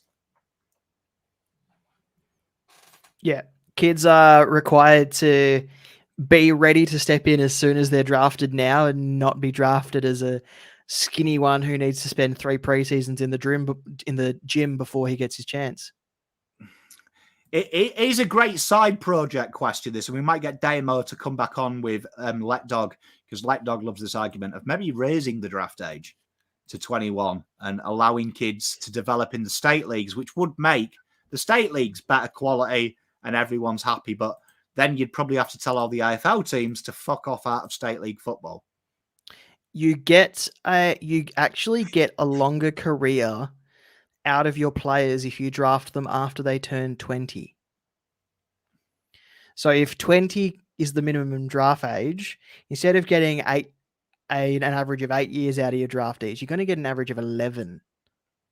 It's because when you're 18, 19, your body is still developing, especially the muscles. And if you're crashing and bashing in AFL football and getting injured or getting crunched by guys who are 15 kilos stronger than you, then you don't last as long. Sports science killing our kids earlier. No, mate, I agree with you. And I mean, it makes sense for clubs if you think about it. Damon, you said something earlier. People want players ready now. Who am I going to take? The skinny kid, 60, pick 60, 18 years old, 70 kgs. Or am I going to take the 20-year-old who's played 3 years of state football? He's already a man. He's grown a beard. He can get a pint without being ID'd. I'm going to take that out because it's guaranteed versus there's an 18-year-old who, like you say, he might have an injury and that's him done. Yep. I'm big into raising the draft age, but I can also I don't know if I sit on either side of the fence. I can see both reasons why, because you look at someone like a Nick Dacos and a Will Ashcroft, they were 100% ready to come in and play as soon as they turned 18. But then you get other players who were drafted 4 years ago and still aren't ready yet. So what do you do with the players who are ready at 18 who then have to wait until they're 20? What if they lose interest? I get both arguments both ways. Be an interesting one. I think Saz makes a great point. It'll probably stop the home state issue. It's probably one of my favourite things in the world as a foreigner, hearing people get a little bit upset that they might have to take a 2-hour flight north. Bizarre. Never forget Archie Perkins didn't want to go to Geelong because it's 2 fucking hours away, mate.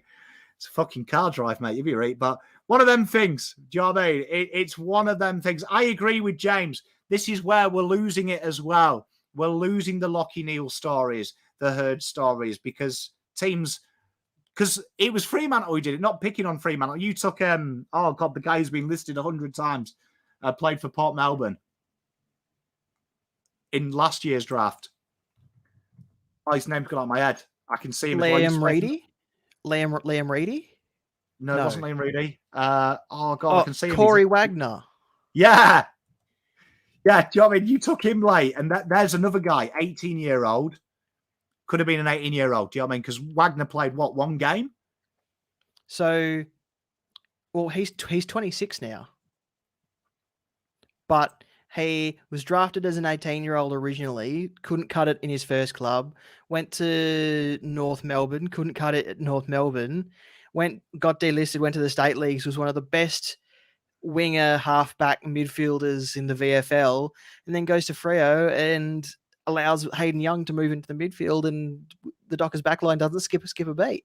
So he's just one of those guys that needed time, and because he wasn't tall and a key position player, there wasn't any patience for him. And yeah, so now he's in that position though. He's come through the draft. He's probably stopping an 18-year-old get an opportunity.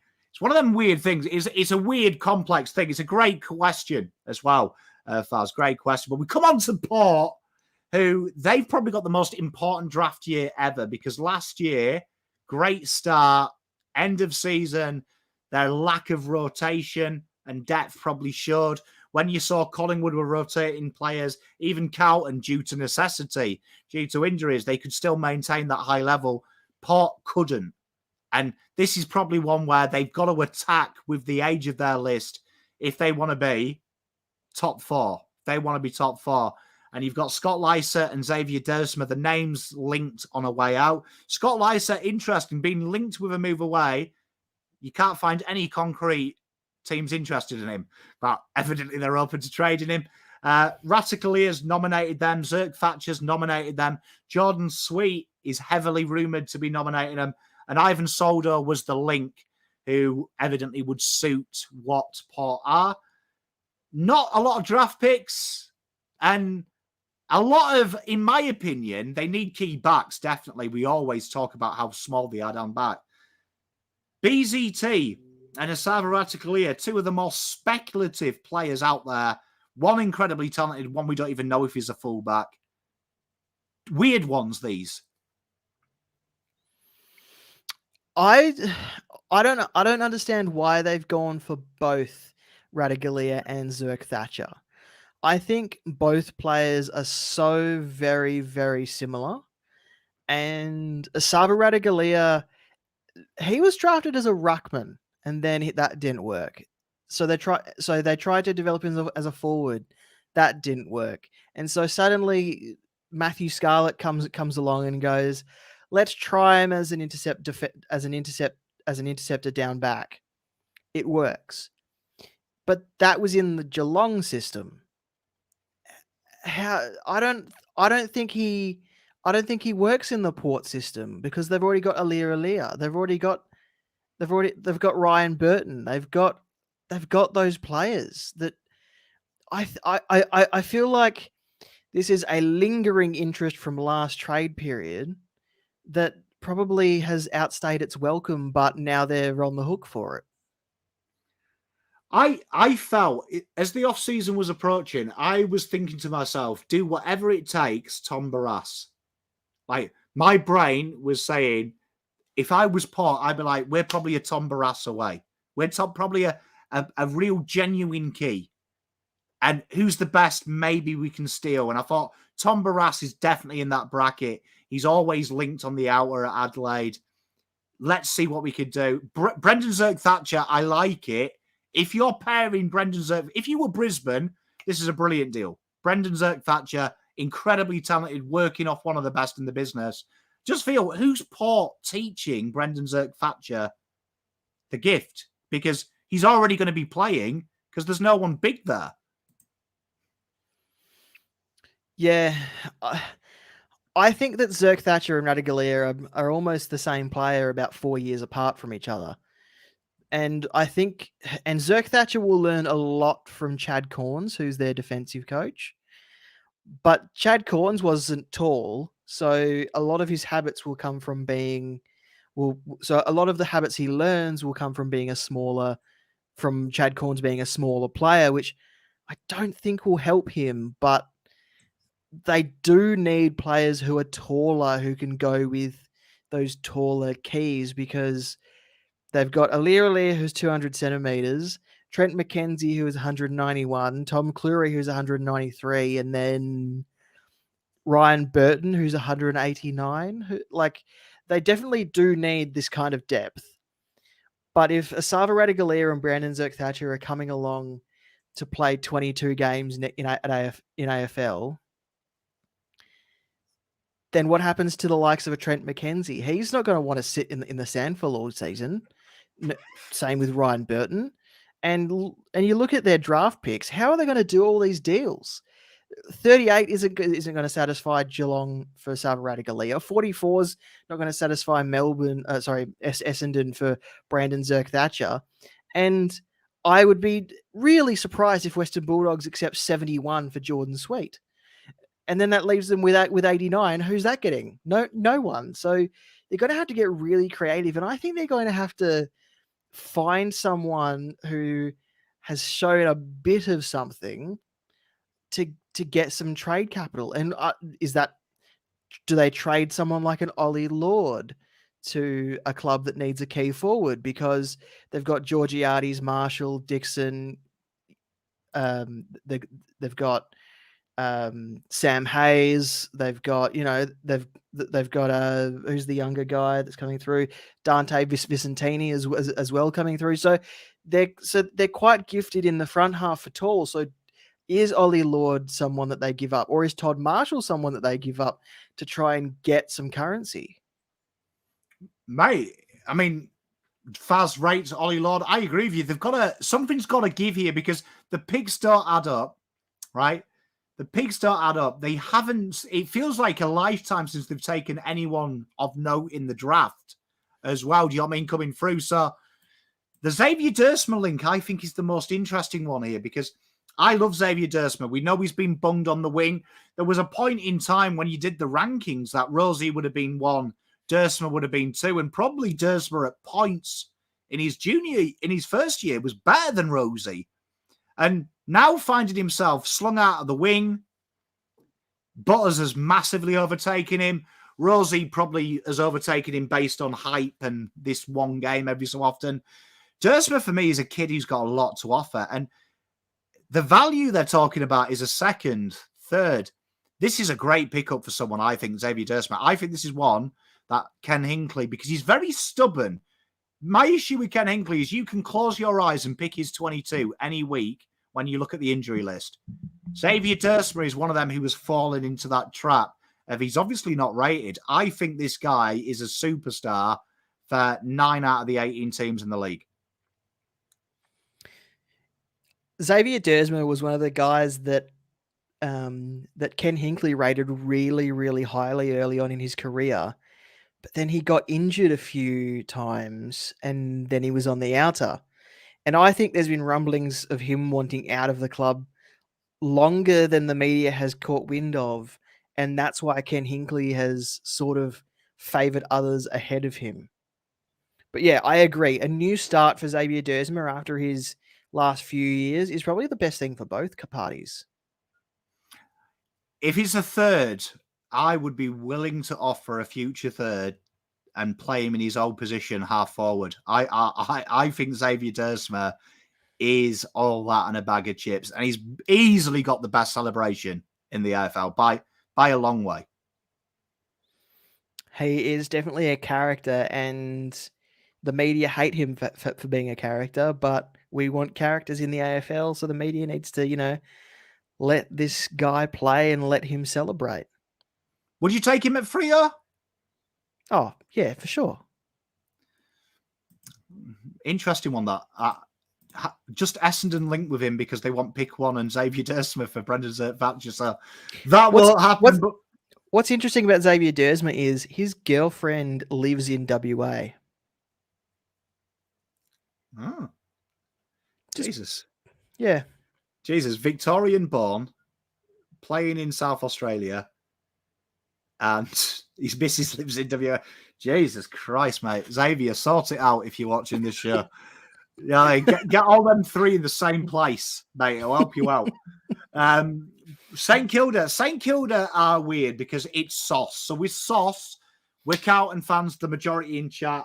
You don't know what this guy's doing. This guy, at any point in time, could change tack. So you might think it's them 3 players, but in 2 weeks' time, that could be fucking Clayton Oliver and God knows who else, because he'll change it. But at the moment, I've got to say some very, very good deals, I think. I think St Kilda just quietly doing the business with the trade, because Caulfield has requested trade to the Doggies while we're on air.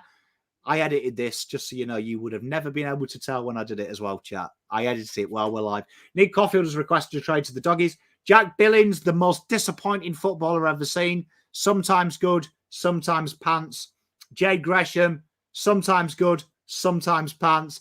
Dylan Shield, this one I don't quite get. This one screams Sauce and Dodoro own a business together. And that deal screams that maybe Sauce hasn't paid half the rent this week, and that's how he's paid him back. The Paddy Dow deal, it could be a trade. Sauce has threatened to go through PSD, and Liam Henry is meant to be an early pick in compensation to appease you guys. Liam Henry is an interesting one because I don't think they need a guy that plays wing, because I feel like when I look at St Kilda's list, they have so many wingers that they try and play them on the ball. I feel like they need a point of difference in the midfield and someone that helps steal out. So I find Liam Henry the most bizarre pick. Paddy Dow makes sense. And Dylan Shield, why replace Jade Gresham with the same guy 5 years older and dead? If they're looking for if they're recruiting Liam Henry to play as a small forward, that's not what he is anymore. He is a winger, and when the Dockers drafted him, everyone thought he was going to be the next Michael Walters, and then we stuck him in the forward line, and he couldn't make heads or tails of what to do while he was inside the forward 50.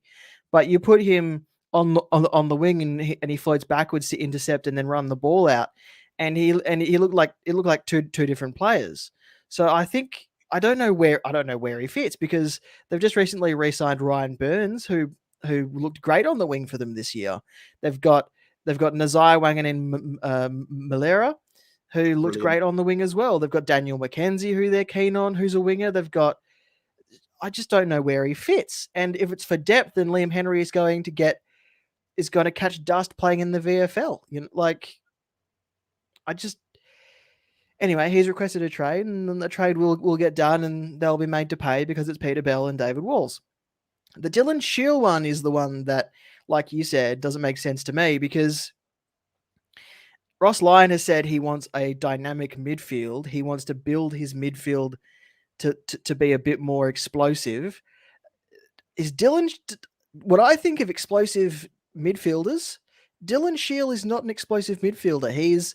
They've got Seb Ross and Zach Jones sitting there already. I don't think Dylan Shield is an upgrade. The Dylan Shield trade would be brilliant if it was 2019. I'd be like, oh, genius. You've got, because the Dow suits what they're saying. The Paddy Dow says, and Faz, I know he's taking the piss, because Faz is probably the number one sauce hater I've ever met for a Carlton fan. But there's always been an element of this with Sauce. Now, whether you believe it or not, there's always an element that the issues at Carlton when they came out and he left was that Sauce wanted more control, and when he had an idea, he was stuck to it. Liam Henry, Carlton bid on. You guys were mean and you took him off us, but we know he was really hot on him. He missed out on him. Dylan Shield, Carlton flew the guy to Noosa. Right? Do you know what I mean? That's how much we wanted him. Paddy Dow, obviously Sauce took him. It's probably the biggest draft mistake that Sauce has made. Really, it's probably the biggest one. Pick 3. The fact we ended up getting Adam Chera 4 years later screams I fucked up. It does feel like he's righting some wrongs here, doesn't it? Because that Dylan Shield one just is bizarre, because like I said, if I was St Kilda, I'd say, okay, you pay Jade Gresham so we can get pick 16. And then I'd not return the phone calls. Do you know what I mean? I'd be like, we've got him. We got him. Because if they have 12 and 16, they can appease Liam Henry and still have a really good pick to attack the draft. Yeah, but the AFL has come out saying that Dylan Shield, Jade Gresham thing can't happen if they are the only two clubs involved, which makes me think they'll say, "Hey Freo, come over here and we'll get the Liam Henry deal done while we completely pants the system of the AFL thinks they've created." That deal will be Liam Henry goes to St Kilda, 16 goes to Fremantle, 12 goes to Essendon, and then Essendon will put like a back end pick to make it look like it's evened out with Jade Gresham, and it'll look legit. But you know that that's just all the deals we've discussed with an incidental pick added from Essendon, and Fremantle gets to fly to Melbourne and eat cocktail sausages. Yeah, pretty much. That's disgrace. It's what it feels like. And Mate, David Walls even said today that he met with Stephen Silvani and Adrian Dodoro on Lygon Street. So there's something going on there. Mate, complete disgrace. And the Paddy Dow one's going to be interesting because I think Carlton, right, when we've seen PSD, and I've said this when we had Sauce, so I'm backing my own words. I love the threat of PSD because I think some clubs like Gold Coast, dickheads, wanting to first for Jack Martin and stuff like that. Get rid of the Dodoros in this world. And that's what PSD was really good, right? It stopped them. Carlton, they're the new wave. We have been really fair. I'm sure Damo will say Carlton never haggle. We paid the price for Cherry. We didn't haggle it too hard. We didn't haggle for Acres. We paid the money. We fucked off. We have a good working relationship. I don't think you had to haggle for Acres. I think we just said, here, have him. Just give us something back to make it look real. I remember Peter Bell coming out and saying that pick 6 was what they were targeting from Carlton for Cherry. Carlton never haggled. Carlton were willing to do it. Where we've seen with Sauce, he's the old school manager. If you want pick 6, I trade pick 6 for 20 and 30. You have 20 and 30, or you don't get the deal and we'll take him to PSD. I think this could be a big thing. If he takes him to PSD, I'm calling it now. Carlton 100% will close the preseason draft loophole. If it's Carlton, I always said it has to be a big club. And I named the 4 clubs it would have to be. Essendon, Carlton, Richmond, right, or Collingwood. If one of their players goes through preseason draft, that loophole will be closed. And I reckon it will be closed here if he doesn't do the deal. The only thing is St Kilda have a pick before Carlton, so the loop can't be closed that easily if they force more than one player through the PSD. No, what I mean is that I think St Kilda will get him, but I think Carlton will kick up so much of a stink that the AFL will change this stupid non-contracted free agents rule and actually let it fall under a bracket. Because at the moment, Paddy Dow's got a year at Carlton. St Kilda have already said they've got multiple years. Now they're haggling over the fee. You know Carlton won't stand in the way. And Carlton will probably say, look, I reckon the conversation is this. Pick 51, cool. We can turn 51 and whatever the pick is from North Melbourne, and we can get Elijah Hollands. We're good to go. We don't want too much. It's going to be like Will Setterfield. Just take him, make him happy. That's how Carlton like to do their business under Nick Austin. Yeah. You can guarantee Sauce has said 87 or PSD, being a tit about it. You just know he's been a tit about it for him to say that. Yeah, he works in mysterious ways. So there'll be some way it gets done where he thinks he's come out the better list manager, and everyone will sort of wonder how the hell he's done what he's done. I do think Dow is 100% leaving. I think he's got to for his career. I think at the age he is, like we said at the start of the show, he's in that horrible situation that if he stays for a year at Carlton and doesn't play, St Kilda close their gap, Sydney close their gap, North Melbourne have got players in, Gold Coast will have got players in, all the clubs that you think he might get a chance at, and it'll be probably West Coast Eagles. And they haven't come in for him and they need a mid, which says it. Yeah, Lily, spot on. That's probably the deal. They probably add 32 and 51 and they swap them around to make the deal look legit. But yeah, the most dodgiest club in the world, St Kilda, doing business with the dodgiest club in the world, Essendon, quality. Sydney, this is amazing. This one of the best lists in the league, and somehow one of the most active this window. Dylan Stevens-Leibs, who I've had to Google if he's still on their list. I couldn't believe he was. Brodie Grundy comes in this everyone pays for his contract. It's estimated by 2025, when he enters the last 2 years of his contract, all of us will be legally paying $10 to Brodie Grundy because every bastard pays his wages. James Jordan, Joel Hamlin, they've also got a loose link to Paddy Dow. Some real good picks for a club there. They're doing the business, aren't they? The Brodie Grundy deal, I think, finally goes to a club that makes sense. Yeah, and he fits in really well with how they're building their list and what their ruck stocks looks like. So, yeah, Brodie Grundy fits in perfectly. James Jordan fits in perfectly. Joel Hamling. If Joel Hamling is leaving Fremantle to play at AFL level, I don't think Sydney's the club to go to. Yeah, I mean, I know the link is, I think Sydney are one of them teams that needs someone who plays down back. Sydney, for me, I think their biggest mistake last year was they didn't take Oscar McDonald in the mid-season draft. I think that will backfire on them. And I think it did, because once Paddy McCartin unfortunately had his injury, Tom McCartin had his injury, that backline fell apart. Is Joel Hamlin the guy that I look at, though, all due respect to him, and go, oh, Jesus, 194 key defender, he's going to win me a final? I don't think he is either. I feel like these were a team that should have gone harder at some of the key position players like Zirk Thatcher and players like that to try and find that player. I feel like they might have made a slip up here. They did draft Harry Arnold in the mid-season draft, though, and he was Brisbane's VFL team's premier key defender, and he didn't get a game, but he looked really good playing for Sydney's team in the VFL. So the fact that they drafted him and then didn't play him, chose to play other players ahead of him, just kind of makes you wonder why they drafted him in the first place. Did they think taking Harry Arnold would somehow kneecap Brisbane in some way, shape, or form, even though they've got Darcy Gardner, who was playing VFL for most of the year? Like, I don't understand. I don't quite understand that drafting if they weren't going to play him. And they've got Lewis Melican there as well.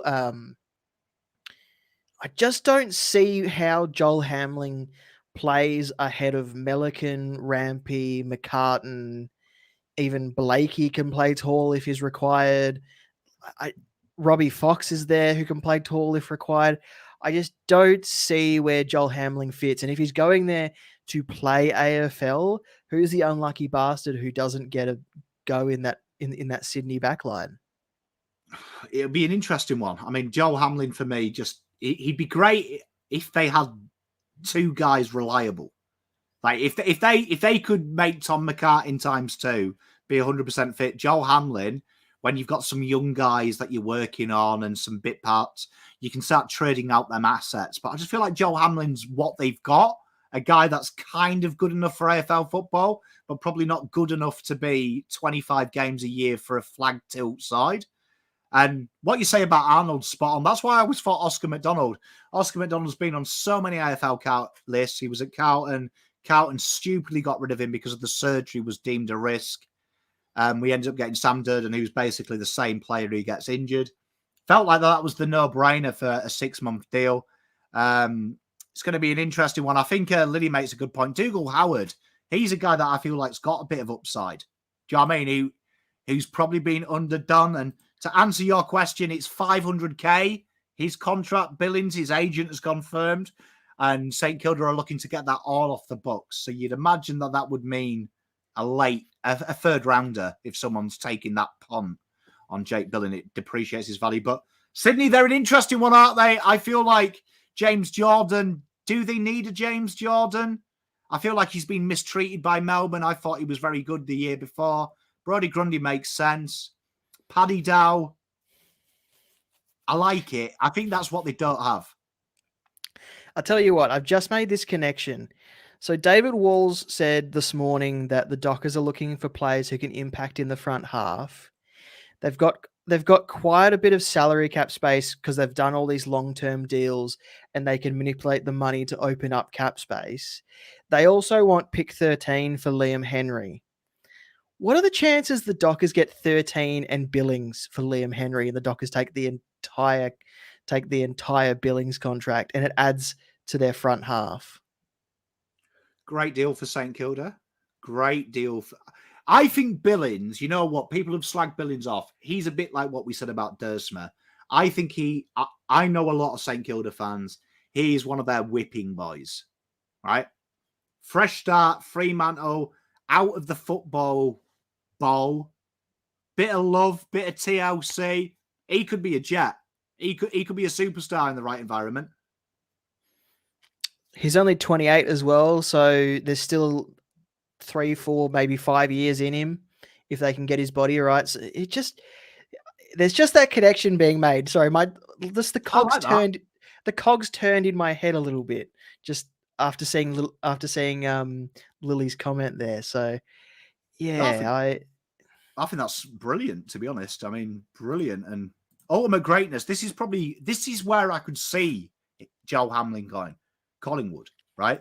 Because I look at Collingwood's list, right? And Frampton, they bought him as a batsman, they played him forward, but if they want massive height, they've got it. Darcy Moore, he's a proper key defender's height, right? That's where you add that sexy third. So, jobbing that sexy third. I think Joe Hamlin at Collingwood makes sense. And to answer his question, the Dockers were going to get an answer tonight whether he was staying or going. So I assume there will be either a statement from the club at some point tonight or tomorrow morning about that. Lily's heard Billings or Hawthorn. I mean, fresh start. I actually like Damo's idea. I think someone like that who's been in Victoria, got a lot of hate, go there. And we go and talk about a team that I've always found the West Coast Eagles hard to like. And I'm sure you have the same feelings. They're just a team that, find out arrogant. It's probably Vic bias, this. I just find they're very arrogant for a club that I couldn't pick out on a map. But they were linked with Dev Robertson. Just to remind you, 2 hours ago when we started the show, I said Dev Robertson isn't coming. It was done before that, so we'll scrap him. But Matt Flynn, great acquisition for them. Exactly what they need with Nick Nat retiring. Tyler Brockman, I like this deal. I feel like this will be a real good deal for Hawthorn and a real good deal for them. Tom Barras, he looks like he's leaving. Elliot Yeo has been on the chopping block as well. He would be an interesting pickup for a lot of clubs. And pick one is the most talked about pick one.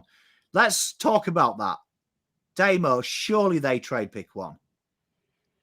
I think splitting pick one is probably a no-brainer to me, because if they can split pick one and get Dan Curtin plus 2 or 3 other first round selections, they're going to set their list up for a long time, because they'll have whoever they pick up with whatever they get for pick one.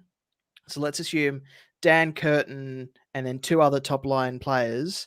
They've got those 3 guys coming through with Ruben Ginbey, Elijah Hewitt, Campbell Chesser. Then they've got Matt Flynn in the midfield. You've got Tim Kelly as the general in there. You've got all these players coming through at about the right age group to lift them up a bit further than they were. But I also think their list, because of the way their waffle team performs, is probably missing that chunk of development that they need for one group to step up to fill out what the other group leaves behind. Mate, I agree. I think their list is so. This is another list that's just so disjointed, and I fear for them in the terms of, I feel like if they don't get this right this year, it's too late with how soon we are away from Tasmania coming in.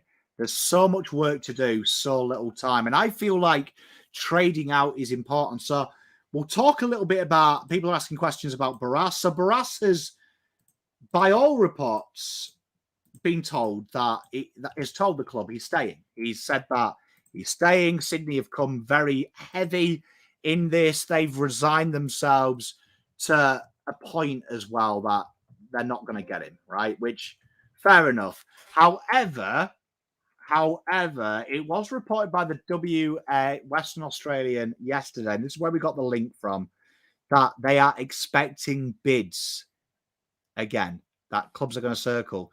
And I think Sydney may be that club. I think Sydney may be like, let's have one more crack. Yeah, and when it came out that he was staying, I think it was Ryan Daniels that might have reported that it wasn't that he didn't want to go to Sydney, it's that West Coast is that the way his family situation was, it just made more sense to him to stay where he was. But if Sydney can ease his fears on the family front, or ease whatever worries he had on the family front, which they've been pretty good at doing in the past, I can see him being one of those names that, despite telling everyone that he's not moving, might be one of those second last day ones that pushes through out of nowhere. These are one of them deals, like you say, that I can see just come out of nowhere, that a deal goes down. So something happens. I could see a deal that pick 1, 2, 3 comes through, and then another deal happens in favour of the Eagles that opens the door. And then Sydney come in and go hard with a couple of picks, maybe a bit that play. Like we talked about, they've got a lot of maybe key defenders, Robbie Fox being one of them. You know what I mean?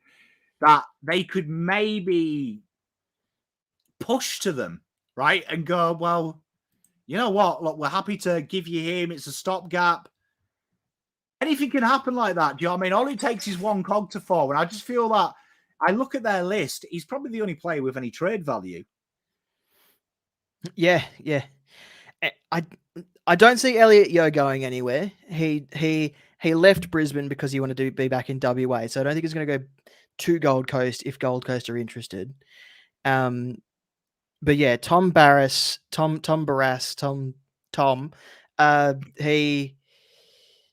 I think he's the only one, if they want to give them a real good crack at this year's draft, is the one that they will need to move on to get any value out of anything. Question without notice. We know Melbourne are desperate for a key forward. All right. And I did this exercise with Letdodd the other day, going through the top 10 goal kickers. And I was like, if they are selling Oliver, it's because they're going to definitely get a key forward. Let's take Oliver out of the equation. Let's say Melbourne are thinking, right, let's go hard. Surely Oscar Allen is one of them players who's young that I think you could be very subtle and get in his ear to request to trade, because Oscar Allen must be one of them players at the moment looking and saying, if I kick them goals for any club in the top 12, I would be all Australian. I like Oscar Allen, but he is also proudly West Australian. I don't think you could get into his ear that easily. But it depends who his management team is. Sometimes a management team will amplify those ear whispers, and some management teams will bat them away as soon as they come along. It'd be an interesting one, because I just look at Oscar Allen and I'm thinking, I mean this with respect to West Coast, because I've got to respect what they've done. I look at them and I just think, oh, that's going to take a fucking long time to fix. Do you know what I mean? A long time to fix, where Melbourne can say, you are literally the missing piece. You are literally always, like, I think what Melbourne have done to win a flag and be in finals for so long without a key forward, without having shit ones, is amazing. If you can put Oscar Allen in there and he gives you 55 goals, they're tough to beat. Yeah, and he should have been in the All Australian conversation with how many goals he did kick and what he did for that club to keep them at least competitive to a point this season. But yeah, I don't think West Coast let him go that easily, even if a club has got in his ear. Yeah, I just think, is it the Godfather offer? Is it pick 5? Do Melbourne give pick 25? Do they give a future access? Do they maybe bring in some of their players that aren't playing and push for that and say, look, we can top you up with some hardened, seasoned players as well to help your rebuild? I think it will be an interesting one. He would be a star at Collingwood. He'd be a star. I think it's Caulfield. Again, same situation as Billings Lilly. I think it'll be a third. I think Caulfield is another one of them players, and we're coming on to them, actually. Good segue.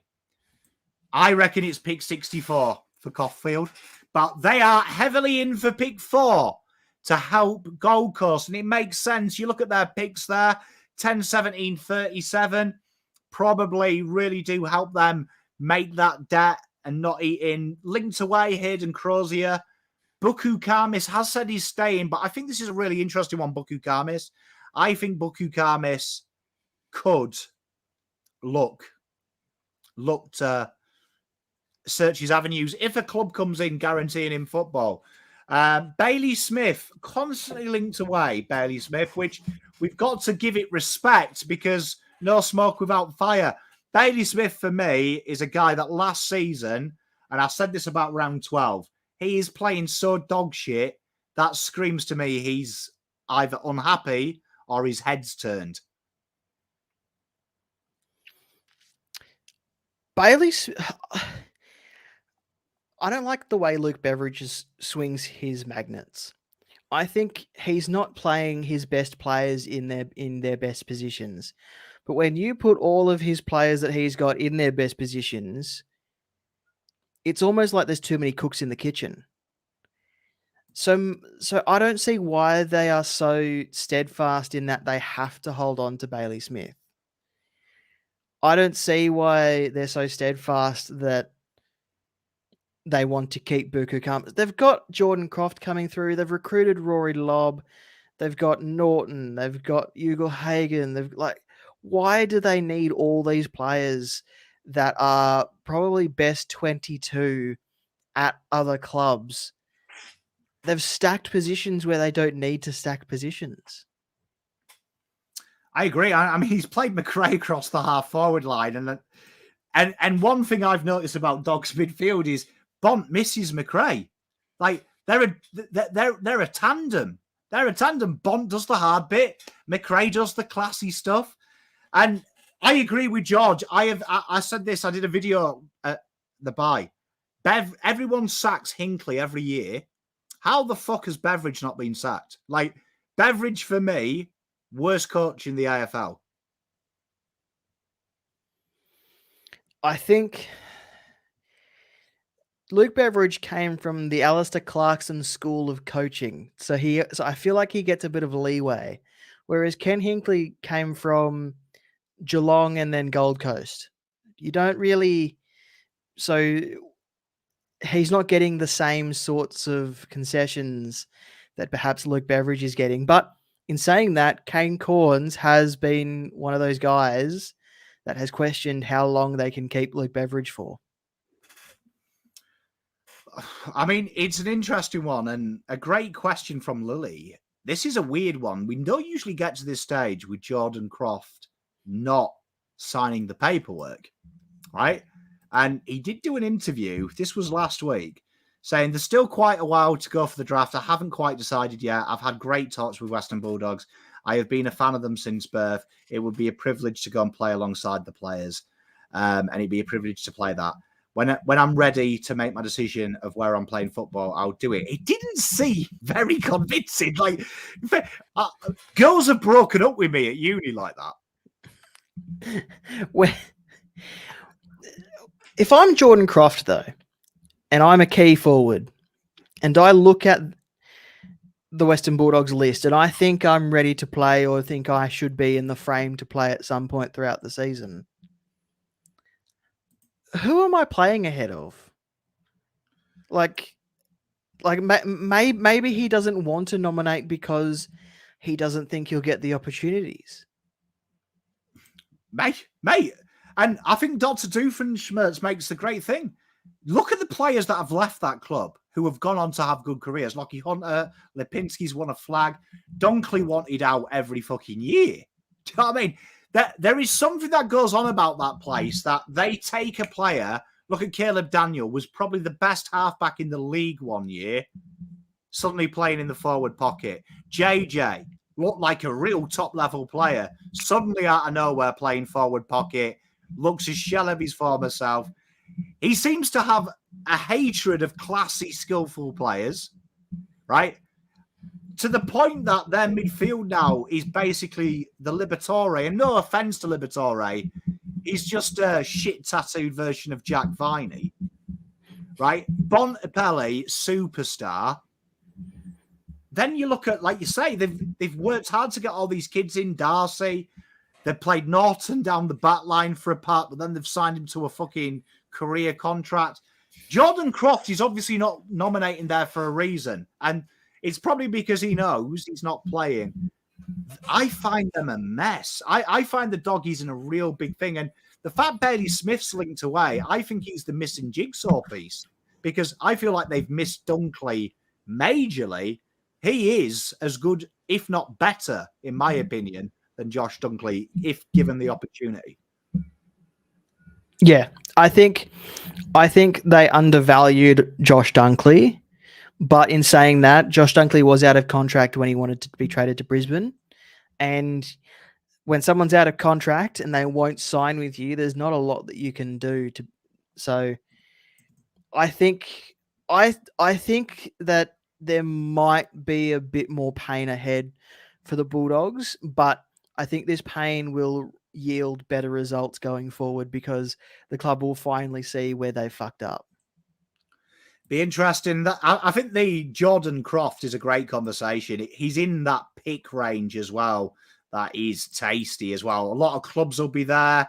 I could see a bid early as well on Jordan Croft, just given how the picks will fall back, meaning players like Nate Caddy, I think, will slide up a little bit as players get taken.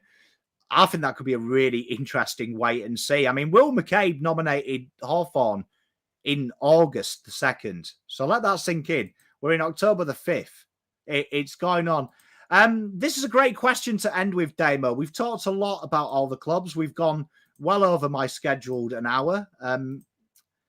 My wife would be happy if I gave times like this and over-delivered by an hour, but there we are. Who do you think, we've talked about all these teams, who do you think might just be the dark horses and win the trade period when we come and do this at the end of the year? I hate crowning winners of the trade period because after the trade period, everyone thinks their club's going to win the premiership because they've brought in player X who can play in the 1A, 1B position for them. But I think if Port Adelaide can get their deals over the line, they are probably going to sit fairly close to the top. I'm also very keen to see. I'm also very keen to see what happens with the other clubs who have a lot of players linked. Like, I don't think that, like, I think Port Adelaide probably are sitting in the box seat at the moment, but Melbourne, given what they want for their list, they could sneak in behind and do something really, really, really interesting. I like that. I'm going to go with the Smoky too. I'm going to go with Gold Coast. As we discussed, Gold Coast have hardly any links, which scares me. When they've got the arsenal they've got and the ability to move up and down the draft, I've got a feeling Gold Coast may be a big player in this trade period and come out of the blue. With Dimmer, it feels like they've got something in there.